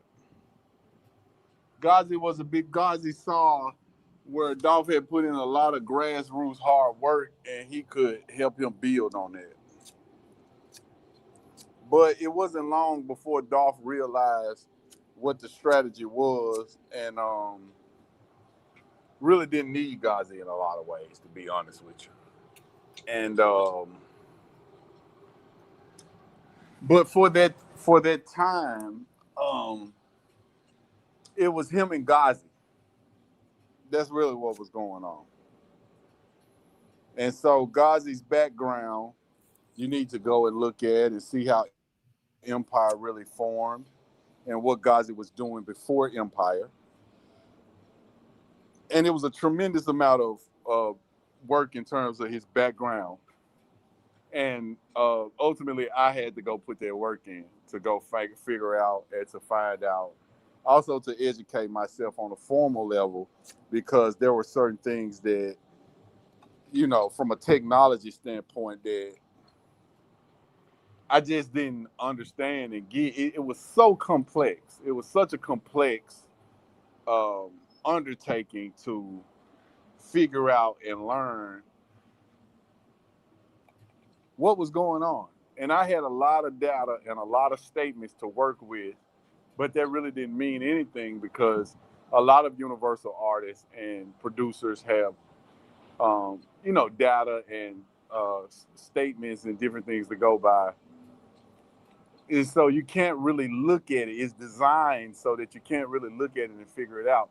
But Ghazi's background and where he came from made it clear on what he needed to do and how he could form that label empire. um I decided to set up something that would let everybody be a boss and then service what they were doing. But I had to back up out of that because um I just I can't you can't hand this type of power and information over to anybody. Right. So I had to have a method of discerning on who to deal with, who I want to do business with, or do I even want to extend this? Maybe I just want to sign artists, or maybe I just want to collaborate or do a joint venture with different people. Maybe I don't want to just have a store that will service your record label. Like, I would have loved to have done that, but you'll be tied up with the next evil sinister in no time doing that. You know what I'm saying? Like, you'll be part of something you don't want to be a part of just because you're trying to do business. Right. Mm-hmm. Mm. Another. I'm not gonna hold you But on to here. be clear, about my answer on that, it was a combination of Dolph and Ghazi, and it was proper for that period of time. Um, the formula is still working. He's doing something similar with. He saw the same thing in Sauce Walker later on, and so the formula is still there. It still works, but remember, the people who possess the information are few or far between, and a lot of them they're not going to talk about the information. They're not going to talk about what they do. They're just going to simply send you over a contract. Okay. Um, Steven says, "How would you?" It says, "Ask him. Would you ask him how he thinks Paper Route is still thriving with Dolph's son being the CEO? Without who being the CEO? With Dolph's son is the CEO of Paper Route. Well, they're thriving because they own property, intellectual property. Mm-hmm. And so the entire Paper Route catalog, Dumber and Dumber, Dumb and Dumber, Dumb and Dumber 2, shitting on the industry all the way to Paper Route Illuminati and everything in between. They own lock, stock, and barrel. And so that's going to produce a certain amount of money, you know, every year, every quarter.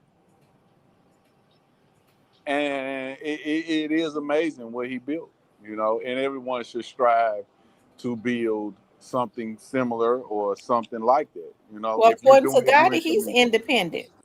Who? According to Yo Gotti and Endless, they are independent record. Like they the Independent same. as a company with a partnership with a major. Okay. Remember, this once I done put the flag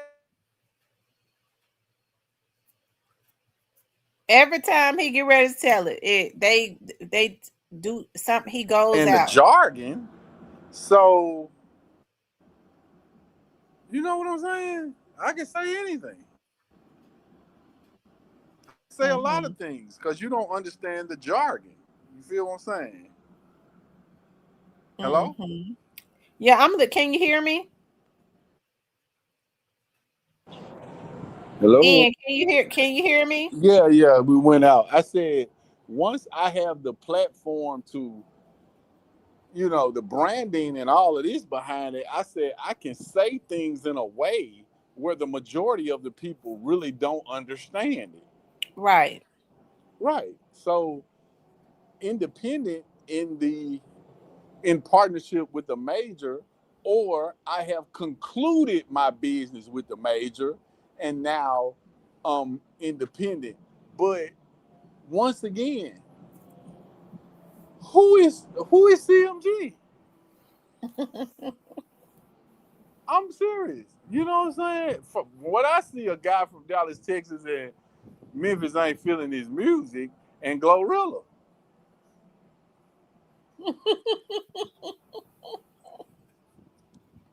And we might as well just say Glorilla, not Rock Nation. You feel me? Mm-hmm. We might as well say Moneybag, Rock Nation. Because that's who's handling everything, that's who's doing everything. But we talk about a clique, a brand, a roster of artists, and a group of people. That's just something that you saw in a video and they're stuck in your head. That's all. This right here is sticking out of my head. So basically, what you said early on is what Gotti and them are doing to these artists is they are giving them an advance, license it, really taking all of their intellectual What's the guy? property. What? Listen, QC is signing artists. Gotti, you know, Gucci is the only one that gave a nigga a fair shot, and we ain't even heard you rap one goddamn song, and Gucci signed you, gave you a boatload of money because all the rest of these people, they already had $400,000 to $700,000 in not in publishing, but in just total revenue already out there that they didn't know how to collect it. Glorilla, for sure. What was the first song? I forgot the viral song. F nigga free. She already had that when he signed her. Before this song it was already raking in money. Right. You just ain't know nothing about the music business to collect any of it. I'm talking about none of it. What's the guy named also B.O. Kenny had his own buzz. They fuck with him, they fuck with his music before he was signed to anybody. The other guy that QC signed, the young guy that sings the blues. songs. Already had massive videos on YouTube with hella traction and all that publishing and all that master recording revenue and the ASCAP BMI. It was already out. He just had no idea on step one how to collect it, because if he would have collected it and he would have had way more money before a deal. And it's not just singling him out. I'm just saying you couldn't give a guy like that $150,000. You see what I'm saying? Mm-hmm. So, hey, listen, I can literally go on here and say, Tamara, that's a cold song. Real Talk with Tamara, man. And look at your song on YouTube and say, here it is right here. And, oh, shit, she got 4 million views on this one. Okay, here's somebody else posted the Real Talk with Tamara song. It's got 10 million. Okay, here go. These people posted. It's got, and so when I get through adding up, I see, damn, this song got 50 million views on YouTube. And I go in my calculator, I do the math, and you know what I say? What? I'm gonna call Real Talk with Tamara and offer her $75,000. See if she go for it. Because ain't nobody collected none of this, and I see 400,000. I see 400. I know it's 400,000. If I get control of these goddamn songs, Real Talk with Tamara, I'm gonna actually have 400,000. I wonder we should take 50. You see what I'm saying? I wonder if I could convince her to take 50. What if we do 50 and a 2025 Mercedes S-Class? You think she'll go for that? You feel what I'm saying? I just know I'm going to profit because the money's it's showing. It's on the screen. YouTube is one of the platforms that gives a visual count. So it has a visual count of views. So I know this is 400,000. I'm not thinking this 400,000. I fucking know it. And so I'm going to start out in a profit position because I'm going to give Tamara 75. And I'm 325. Hook or crook, I'm going to get that money. See what I'm saying? I'm starting off like this. I'm not investing. I'm not taking no damn risk on if Tamara, Real Talk with Tamara, gonna blow. I'm not doing. She is already 400,000. She don't even know how to collect. That's what's going on. That's what's going on. Ain't that some Wow. shit? Because they're not educated, and I ain't talking about shit, and they ain't listening. They on other shit. So they got to continue to get ripped off because they ain't picked up on the game from a real player yet. See, it's just like when a woman get with a certain type of man, she picking up on some real game now. So things are going to change. But that's exactly the same thing with these artists. They ain't trying to. Majority of the women out there don't even believe that there will be a change or that the information. I'm using this also. I'm doing an analogy. I'm using an analogy. So it's just like with the women and or men or of picking a man as a leader, or seeking out good information from a good source or a good advisor. It's the same thing. I don't want to make it man and women type thing, but when you get this information and when you come into the understanding and when you receive the proper perspective about all of this, then how you move and how you do business is going to change. But Right. it's not the fun part. See, this ain't standing on the couch with the bottles and I got this on, I got that on, and I'm smoking weed and I'm lit. See, this ain't, you know what I'm saying? See, can you talk in class and still make straight A's? Because I could. See, you got to be able to do both. You got to be popping and smart. Got to be able to talk and chew gum, You got to be right? popping and smart. You can't just be popular and dumb. I'm, my mama know I got all ends and U's and conducts. I don't do number bullshit in these folk class all day long. This is what this is what I do. But I got A's and B's. And she told me, you can't live in this house with don't nobody, you can't come in this house with no F's at all, period. But I had N's and U's in conduct now. But I like them girls. So I'm in there entertaining.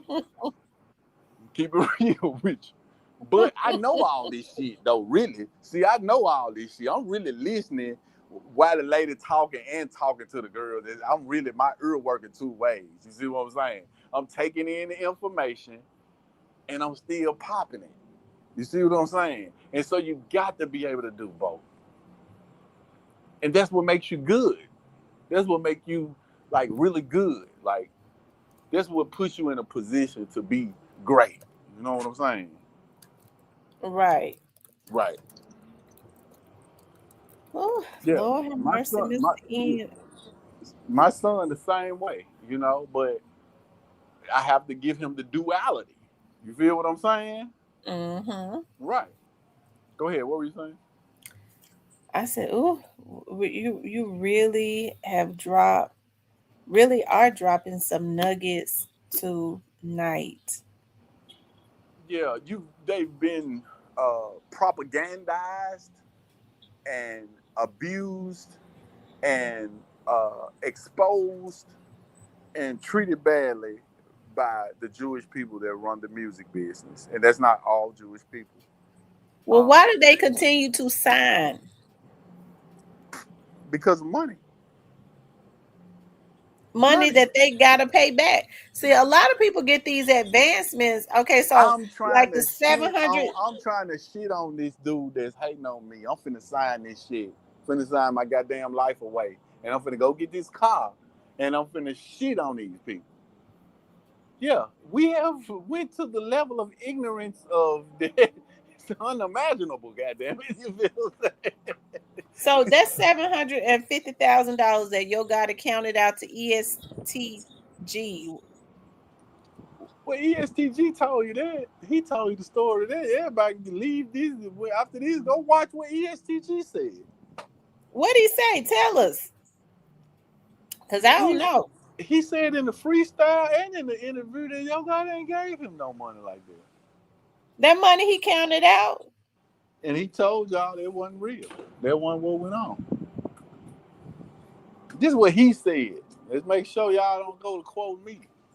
Somebody just said in the chat, he said that he didn't get that money. But I remember when Juke was standing there next to him and ESTG came in, he put it all in the money I machine and remember all. when the Easter Bunny came to my school. The hell that mean? You feel what I'm saying? What the hell do that mean? You feel what I'm saying? Yeah, all these people, these characters, man. You know what I'm saying? Mm-hmm.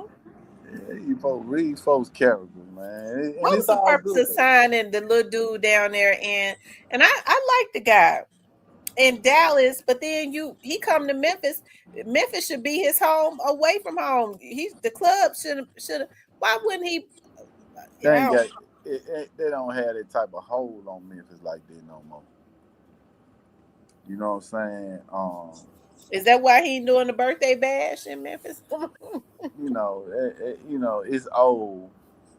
And people, I really, I'm gonna tell you something that amazed me, and I gotta give. I'm gonna tell you, this says a lot about Memphis, Tennessee, right here. You listen to me on this. Them people really woke up and figured this out, and I thought they were never gonna figure it out, and they really woke up on their own and figured it out. But I guess you can do a certain amount of wrong or a certain amount of people wrong to where it'll become apparent and clear that like this nigga rotten. You feel what I'm saying? Like this nigga hurt pitiful. You feel what I'm saying? It get to that Mm-hmm. point, bro. It get to that, bro. It get to that point. You know what I'm saying? Like, this nigga pitiful, bro. You feel me? Like, first of all, Grove Hero have built more playgrounds and community. Like what? Mm-hmm. I'm talking about this the kids, bro. Let's leave everybody out of it, okay? This the kids. Yeah, ain't no community center. Nothing. Library. No. Nothing. All right. And ain't trying to do nothing. Mayhem. The the feds released something where Jook had $49,000 in the account. Like the feds released information regarding his bank account, and he had like 40 some $1,000 in there. Mm-hmm. Like you kept But these people people. said that Juke was part owner of MG. We talking about legitimate money that you can deposit that there's no problem with you showing. Music money, CMG money. Right. All right. This man kept these people without this loan. Your brother.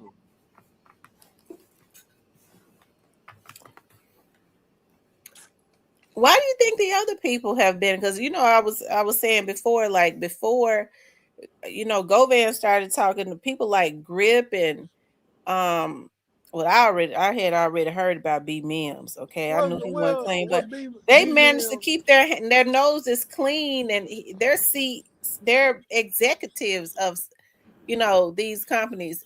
Do you think they being paid right? B Wood stole. I mean, B Mill stole him 250,000 and bought him a Jimmy John's. I told you that because God, be- because because God was never going to give him that kind of money.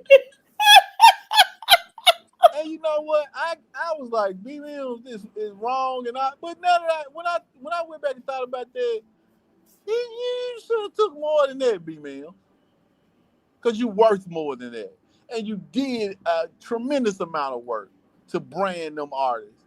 You deserve what more than what you took, and that's the truth. B Mims took 250 from CMG. Took it from Black Youngster. He was cutting it off of shows, Oh, okay. but it wasn't an authorized amount. That wasn't the understanding. What do you think? Black Youngster mad at him? They got past that. That was that BET Awards. They was into it. Because 250, that's a lot of darn money.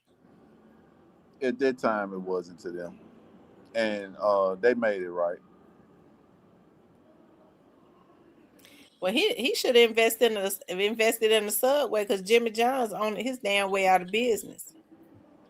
He's a very good day trader. To be fair, Okay. yeah. To be fair, he's really good. Really good.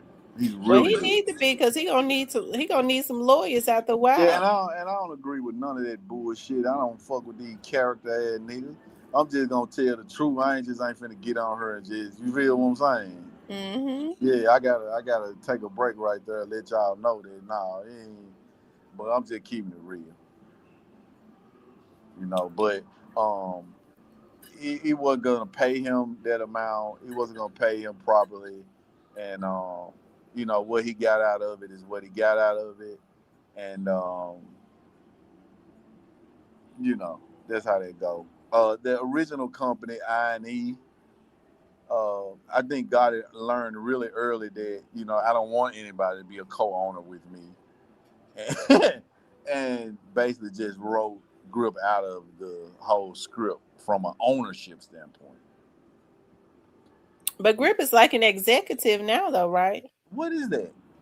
I don't know. Where's the offices at where these executives go that you see all this just shit in folks' heads. This shit in people's head. And I'm fine with it. Do I get it? Unless you tune in to Real Talk with Tamara, I'm not getting into all that. You feel what I'm saying? Right. Yeah, I'm not getting into Hey, all that. listen. All we know is what these people have on their Instagrams and stuff. We don't know. Okay, I get it. I got you. But it's a title, it's a title. And if you've worked in that capacity at some point, you can justifiably put that up on your Instagram. Capital Owens Capital says so. Gotti doesn't have a corporate office in Dallas. Oh yeah, I remember that. He said the headquarters was in Dallas, but you ain't heard nothing else about it.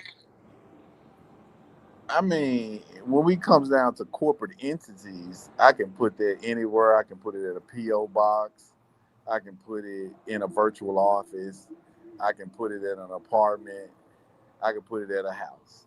So that is of no consequence because uh, this is a fictitious entity that functions as a just like a person with a 9-digit number known as an EIN that has the dash in a different position than the social security number. You think about that. Okay, and you're right. You could say the headquarters is in Dallas, and it's a PO box. You're They absolutely say that the right. corporation is the greatest invention, the greatest thing the white man ever invented. The corporation. Because it's another you that's not you that can be anywhere or nowhere. Mm-hmm. And it can also have a credit file. And it can also borrow. And it can also have a bank account. Well, I think about this, Mr. N, because I remember, Memphis. That's from Memphis, right? Mickey That's a Wright. dope guy, man. I met Memphis when I was really young at Dallas Austin studio. They asked Memphis. I forget who he was. What. It was one of those record companies that he was working for. They asked him, so how much was you making? Like what, 250, 250 a year? He said, no, I was making 500,000. So I think these executives, when we think about record executives, like what these people have, like Grip and all of them, we thinking about that. Like at least they're getting at least like 250 to 500 a year.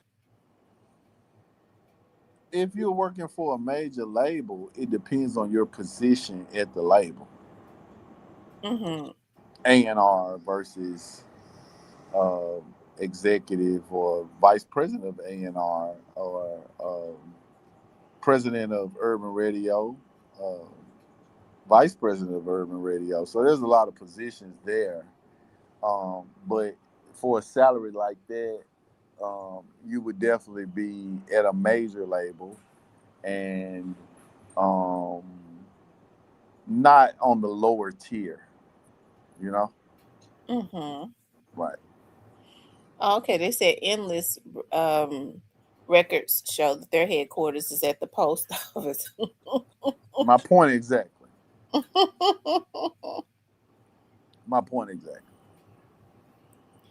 So, Mr. N, what do you have cooking as it relates to educating these young dudes on? Well, the book is on Amazon, and you What's got to the get name of it? um, um, the royalty collection strategy on music money, the perfect music money setup. So go on Amazon and you can type in the perfect music money setup, or you can type in Mista second word IAN.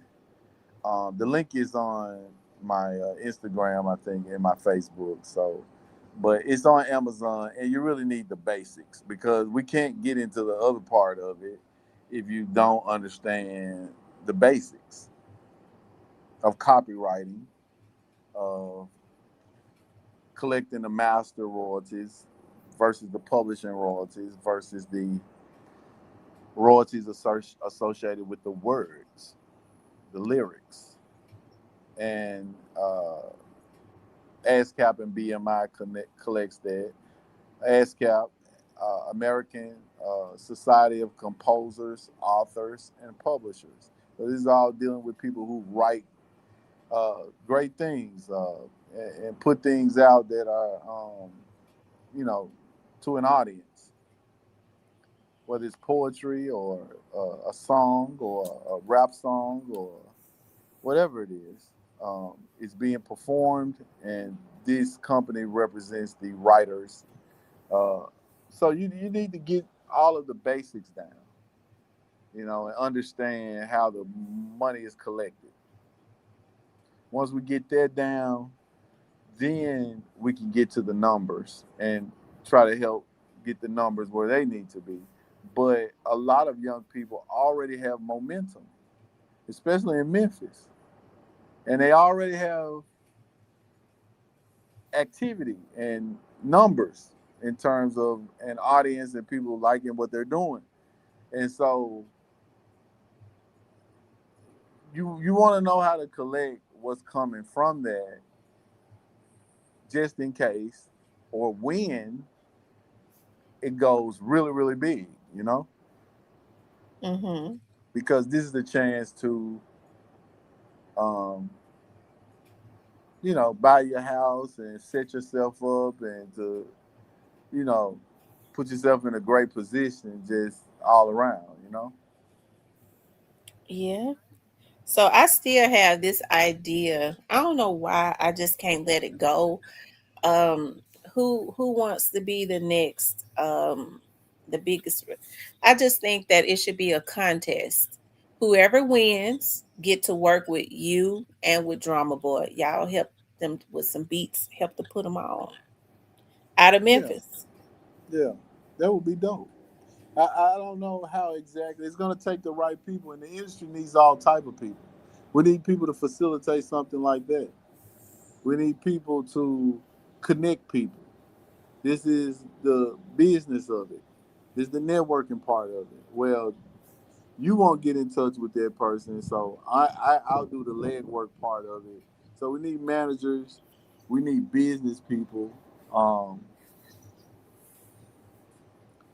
the way that they're putting the people with money are putting a tremendous amount of money into this, because if you really understand the formula, there is nothing, not mutual funds, not a life insurance policy, there's nothing that will pay a return like this once you understand how the game is played.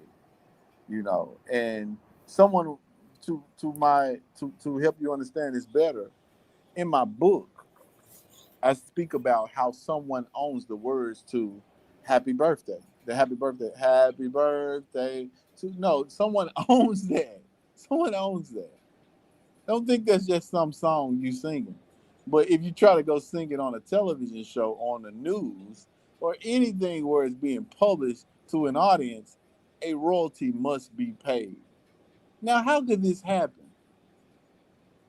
Think about that. Mm-hmm. Someone owns the words to happy birthday to you. If you put whether it's friends or um, in a movie with Chris Tucker, or wherever this shows up at, a royalty must be paid. So this is something that will possibly never in the history of the world stop making money. Now, every song isn't that type of song, but we're still talking about grandkids, grandkids, grandkids, grandkids. Even for somebody like Take Keith, even for somebody like Drummer Boy, good example. Mm-hmm. Yeah. So Was this, Drama Boy signed to somebody? I don't know the extent of Drummer Boy's deal, but I did put him on the phone with the head of publishing and the president of Universal Publishing. Um, I stepped away from the studio where we were all recording at, and I went back to his office and I told him about Drummer Boy. And I think he was like, you're not talking about you. And just the fact that I was talking about Drummer Boy in that way And I was already in there, like I was in the building in the main office, so obviously I knew I had already navigated my way. And this is in Los Angeles, California, at the headquarters. And so I told them about Drummer Boy, and things that they had gave Nakia and um, Jack Frost, the co-owners of Rap Hustlers, uh, like $1 million publishing deal, which really wasn't nothing but $100,000 up front, with a promise to make the rest of the money throughout the music they put out. And so I was like, Drummer Boy, he deserves he's the guy who's really making all these fucking beats. You know what I'm saying? And y'all already cashed that little check right there. So I'm gonna go and tell him about Drummer Boy. And so I made the decision to do that. Nakia was pissed. They said Drummer Boy basically one of the main producers that built Jeezy's career, basically. ATL wouldn't be shit. Musical landscape wouldn't be shit without Memphis producers. Nothing. They wouldn't exist. Don't believe it. Especially Drummer Boy. And also Jazzy, you know. Is Jazzy from Memphis? Yeah, absolutely. Jazzy Faye is from Memphis, isn't he? Yes. Without Jazzy and Drummer Boy, Drummer Boy was the product of a just an amazing process that went on between Slice T and Insane Wayne. And while this process was going on, Drummer Boy was in high school. The reason I ended up in the middle of it is because I was producing. I mean, I was coming out with my first album with Walking Like a Dog and all that stuff right there on there. And so I got put. When I saw Slice T for the first time on the keyboard and the computer, and that shit was just unbelievable. That was like, this shit is unbelievable. This guy here is unbelievable. He's unbelievable. That's the best words I could say. And so Drummer Boy was Insane Wayne's little brother, and Wayne and Slice were just banging out, 3 6 Mafia albums. Let Me See Your Tongue Ring with Slice T. Tear the Club Up, the new version that they did with the video too, that was Slice T. Um, Let Me See Your Gold Shine with Slice T. The Gangsta Boo album, Inquiring Minds with Slice T. Tila, Show Enough with Slice T, Jazzy. So they were literally just building the entire everything we knew up until that point, and this was Yeah. Wayne's little brother, and so Drummer Boy went to Atlanta with just a background that Atlanta couldn't even begin to comprehend. You understand what I'm saying? Like, they Mhm. just were not ready. They just weren't ready. They weren't. They were nowhere near ready, because even before the, like, Slice had the sounds he were using were equivalent to right now, which is 64-bit. And Drummer Boy stepped onto Atlanta's scene with this level of understanding on how this how this is supposed to be done. And it just blew everything. And you got Thug Motivation 101 album. You got numerous tracks on there that he would not give me. Standing Ovation, I heard that in Cordova in the garage. We were sitting in the car, and I was like, "Give me this beat," and he was like, "I can't give you this beat." I was like, "Bob, give me this beat, bro."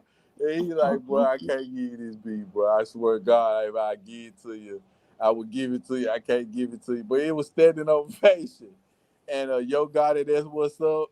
We had a big thing about that. I was pissed, and we got to arguing, and he was like, "I already sold this beat, bro." I was like, "Fuck you, drama. Fuck you." So do you think drama got like those hard beats? Like, cause Yo Gotti got two songs that I know I like, and it is "That's What's Up" and "Five Star Chick." So, was drama set up to continuously make sure he got residuals off of his work? Oh hell yeah, that man, he's smart, man. Hell yeah, he's super smart. He got the chance to be Wayne's little brother and be around Slice T, and all of these songs was coming out. Like Paul and Juicy was leaning on Slice like that, leaning on him. Chapter 2, World Domination. Tell the Club of Thugs. Tila Show Enough, the Show Enough album. Tila, Drummer Boy did Tila show now. um, yes, that's Slice. And The World Ain't Enough, Tila. Scarface, Monica, Street Symphony. Um, Slice was he was just amazing. And Drummer Boy was the high schooler that was just sitting there watching all this come together. So of course he went to Atlanta and uh, Gucci Mane, Lemonade, um, No Hands. Uh, he had this one song that was so funny. I used to fuck with him about. I was like, man, he was coming out with so many songs in Atlanta that was buzzing that I was telling John Boy, I was like, this shit garbage, man. But that shit was on the radio. That shit had Atlanta in a chokehold. I forgot the name of this song. It's one song that it's so funny. And the artist was this fat guy. I forgot what the name of this song. I'm gonna remember when we get off of here, but it was just funny because it's like for a minute there, everything he was producing, like Atlanta was just picking that shit up, running with it. Yep. Wow. So they got that. They got a lot of that Memphis We sound. had a lot of great times. We had really nice cars, really nice place to stay. We hung out in the studios all the time in Atlanta. We were in the clubs all the time. We was them niggas from Memphis. Like we didn't come to play, man. We weren't doing no playing. Yeah. We had great. We've been blessed, man, beyond measure. Trust me. Trust me. You know. I tell you what, we definitely got to bring back because I'm gonna tell y'all something. On a low love, like I like that New Orleans type beat because it's got those drums and stuff in it. It's Yeah. that happy type music, that Memphis Happy. type music. Yeah, Yes, and see, it's the second line. That's where it comes from. yeah, And I got back down to Florida around the Haitian and Creole culture, and somebody close to me unfortunately passed, and I went to the funeral, and the dress code first of all was all white. I was like, all white. Well, I know people do different stuff these days. You know what I'm saying? So they said, and it started at 8 in the morning. I said, 8 in the morning? It was like, yeah, it started at like 8 or 9 in the morning. I was like, what? And so when I got there, the band was out there. The second line was out there. And they was jamming in front of the church house. And so even in a sad time, they choose to be happy.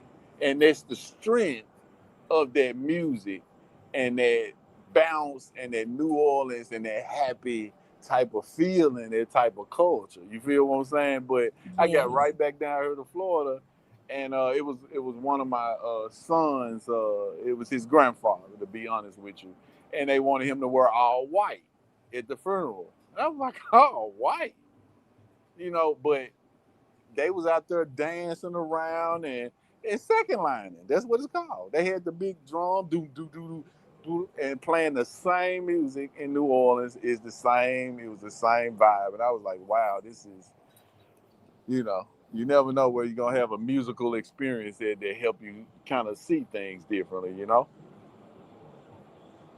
All young artists. Up and come, especially y'all need to get Mr. Ian's book, and y'all need to get with Mr. Ian. Mr. Ian, you still be going into the studio making them beats. Yeah, the music, the first two singles are done, and I'm putting the finishing touches on it. Everybody really waiting on me, to be honest with you. All the radio people, all my radio people, all of everything is gonna go just as planned. And I talked to Jackson Brown, who's a big radio person there. Ricardo Hunter, which all of y'all know, big radio person. My, I have contacts in other places, but we're gonna do 25 cities. They're gonna hear this music, and it's gonna be something that they need at this point. The thing about turning the page, it takes someone who with insight and the level of creativity to say, well, we've done all of this, and this ain't what it should be. What do we do next? What do they want to hear? What y'all want to do next? What are they gonna be feeling? And they take to there's not this because we really done with that. I mean, y'all, your superheroes gone to federal prison for trying to rob Gucci, man. So I don't know what the hell you gonna do next. You Do you feel what think I'm do saying? you think Glorilla stand a chance of saving? I like Glorilla music. I just think that the female aspect is gonna need different it's gonna need a different the writing is not the best, but it's entertaining. You know what I'm saying? Like the Right. writing is not the best, but it's entertaining. But it's not. It don't sound like it's going nowhere. Like it's not telling a story or making these, uh, giving these real life experiences on a level where But it's entertaining, and the beat bumping, and so it is what it is. I guess that's what I'm trying to say. But it's what's next. You know. What's next? And I've heard some Yeah. artists from Memphis, Yeah. a couple female artists, They are very creative. I can't think of the name right at this moment, but there are a couple female artists that are doing different things and that sound very different. And I'm very proud of those young women. Next time I get on the show, I'll get the names so I can shout them out. But that's what it's all about. Okay. Well, Mr. Ian, I definitely enjoyed having you on tonight. As listen, you've been on here almost 3 hours. Like I said, listen, a lot of people you've answered basically every question, and then you always give us knowledge, which is what is needed, especially in our community. And hey, listen, you always what you say, it always seem to come to pass. On this quit thing, I want to believe, but I think I want to sit. I want to see how this one is gonna play out.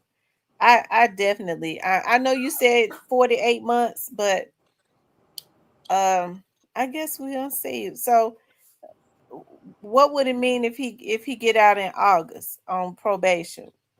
The feds don't really give you no bond, or I mean a bond. I The hope they feds do don't it. really give you no bond. I hope I hope whatever supposed to happen, it happens. But just from a legal standpoint and just being real, just go on back there and lay down, man. And let me tell you something else. It come a time like that because you got a light sentence, not a life sentence. You got a light sentence, and so it comes time where God just pumping the brakes on you. For you do you stayed alive this long? Amazing, nigga. You feel what I'm saying? Now somebody think you should go sit down. Basically. I don't know who you want somebody to be. You can say the feds, you can say God, you can say circumstance, you can say the universe, you can say what you want to. But somebody think enough of your life that they said go, hey, go on over there and sit down, man. But like I said, people on his ass, and he gonna have to, you know, can't do it in PC because in a year you'll lose your mind. Well, if he go out in population, something could happen. Well, that and I'm talking about certain stipulations. You know what I'm saying? Stick when you got them stipulations on you, you can't be out. You can't be out there in populations. You feel what I'm saying? Well, he ain't told nothing as far as we know. So, Yeah, if it's meant for them, it'll go. But I'm just telling you, because I don't want the young people to think that you can go and do something and go in front of a federal judge or a federal prosecutor and think that no, don't do it. So that's what I got to say about so in closing, what would you like to say to the people, Mr. Ian? We know you want them to get your book. Have you gotten your stuff up online as it relates to the royalty thing that you had going on? yeah, Teaching people how to because get their. I don't know if I want, I don't want to make the wrong people. I don't want to put the wrong, because I had to turn down some situations as well, but I'm not trying to, I have to figure out the right format for this. And giving away the information or the basic information, everybody needs that. But the ability to scale in terms of the numbers and the revenue, either I'm going to keep that self-contained in-house or I'm just going to do some great partnerships. You know what I'm saying? Because I don't want to get in business with Govan Jr. You feel what I'm saying? Like, that ain't what I'm trying to do. You feel what I'm saying? Like, just no, and so, I think the right situation will come to pass. Everyone, you have to go and educate yourself on this. If you have children that's doing music, or if you're doing music, you have to go and educate yourself. You have to know what's going on. Um, um, look for the new video. Look for the new video from Mr. Ian, the new song from Mr. Ian, and check out the message that I'm giving, and check out where I'm going with it all. You can always DM me for serious business, and we'll get it popping. But get the book, and try to educate yourself on what's going on, and you know that's it. That's it. And shout out to the city of Senatobia. Our prayers out with those people down there that's dealing with Yeah. that situation. Maybe we'll cover that or get on it next time. But you guys stay safe, and it's not worth it. Patience, prayer, and taking control of your own destiny. That's what I want to say. That's what I want to encourage everybody to do. Mr. Ian, do you be up at 8 o'clock in the morning your time?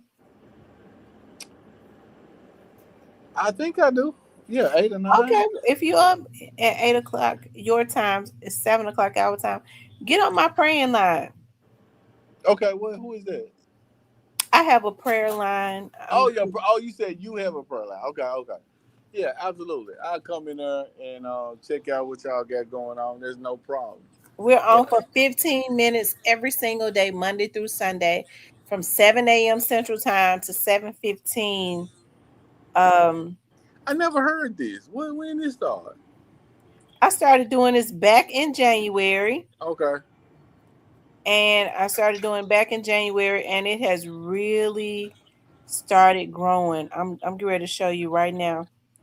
And with people coming in and all of that, I just feel like we got to come into agreement and do some. We have to come into agreement and do some praying. Hold on 1 minute.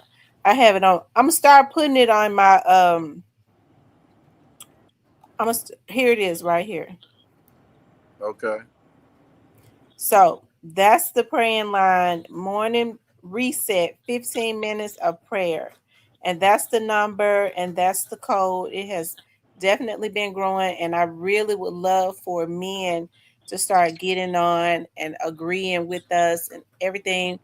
I feel like we speak everything into the atmosphere, and if it lines up with the will of God or what some people call him, the creator, I think it's good. We've started getting men to get on there, right?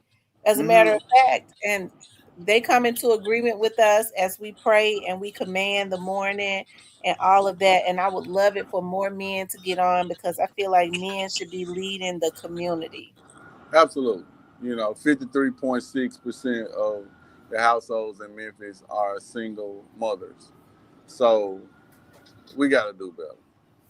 We definitely got to do better because if we need more men. If not, people like him, and I love him, people like him start to get rich. He waiting on our sons to call him, ain't it, and our daughters. Absolutely. For real though. And we just gotta step into something. A lot of people are just ain't on nothing. Me and my partners, we got a saying, we gonna put you on the don't want to do nothing list.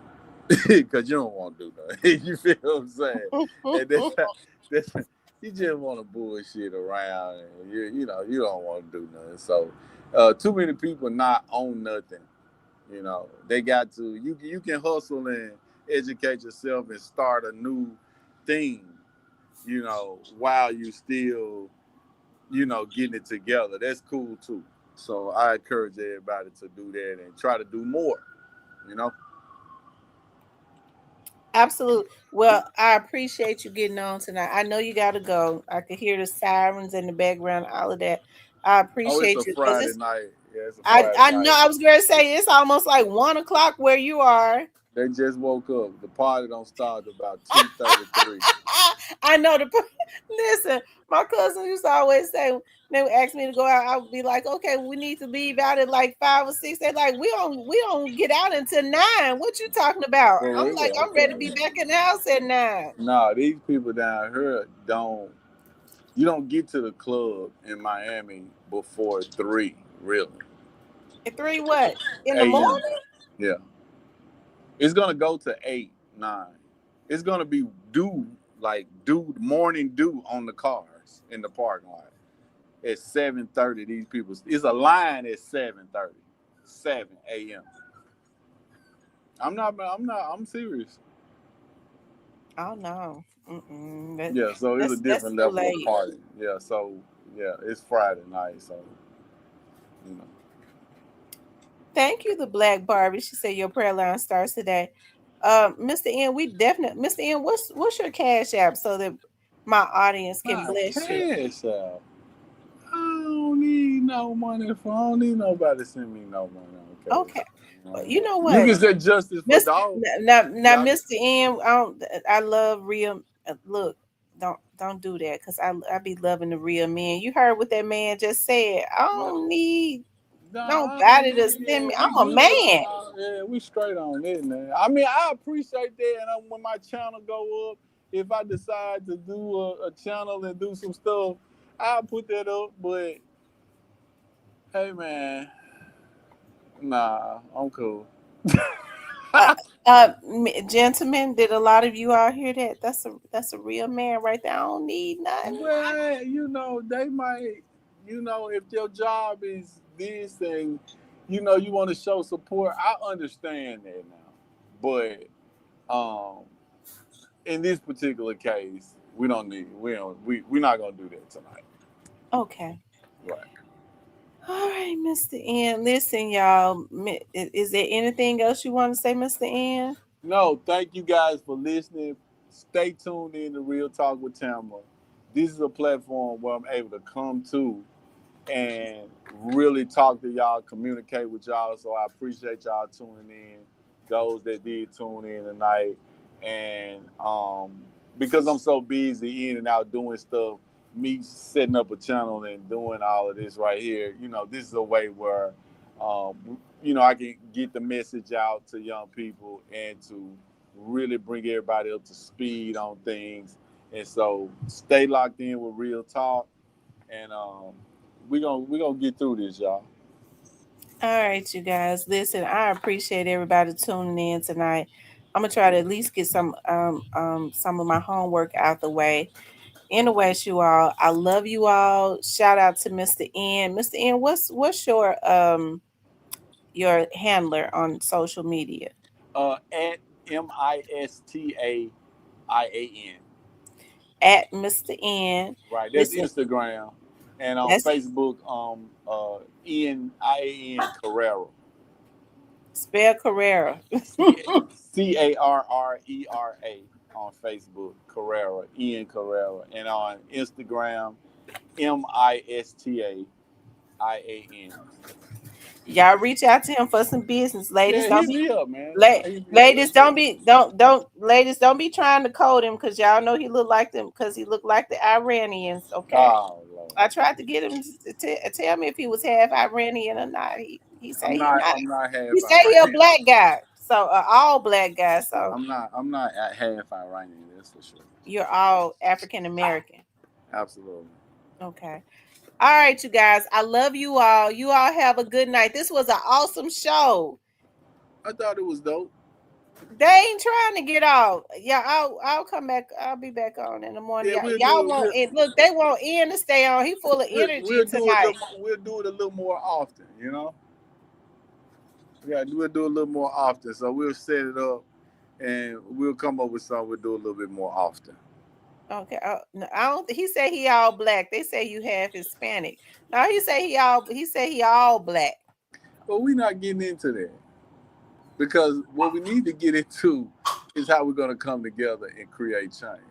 That's right. And we'll Right. get back on and talk about Yeah, what kind of shoes you got on right now? That don't make uh, no well, I sense. had No, I'm when I just walked saying. when I walked up to my door today, I had a pair of stilettos waiting on Well, me. I'm back on I'm it. just messing with you. You still deliver. You still delivered the message and the show you were supposed to deliver tonight, and that's what's important. So we got to kind of get to this important stuff. Although I don't mind sharing anything that I know or anything about me, I just want. It's just so pertinent that we get on the right stuff. You know what I'm saying? That's right. They said, Mr. N, they said that's big boss talk.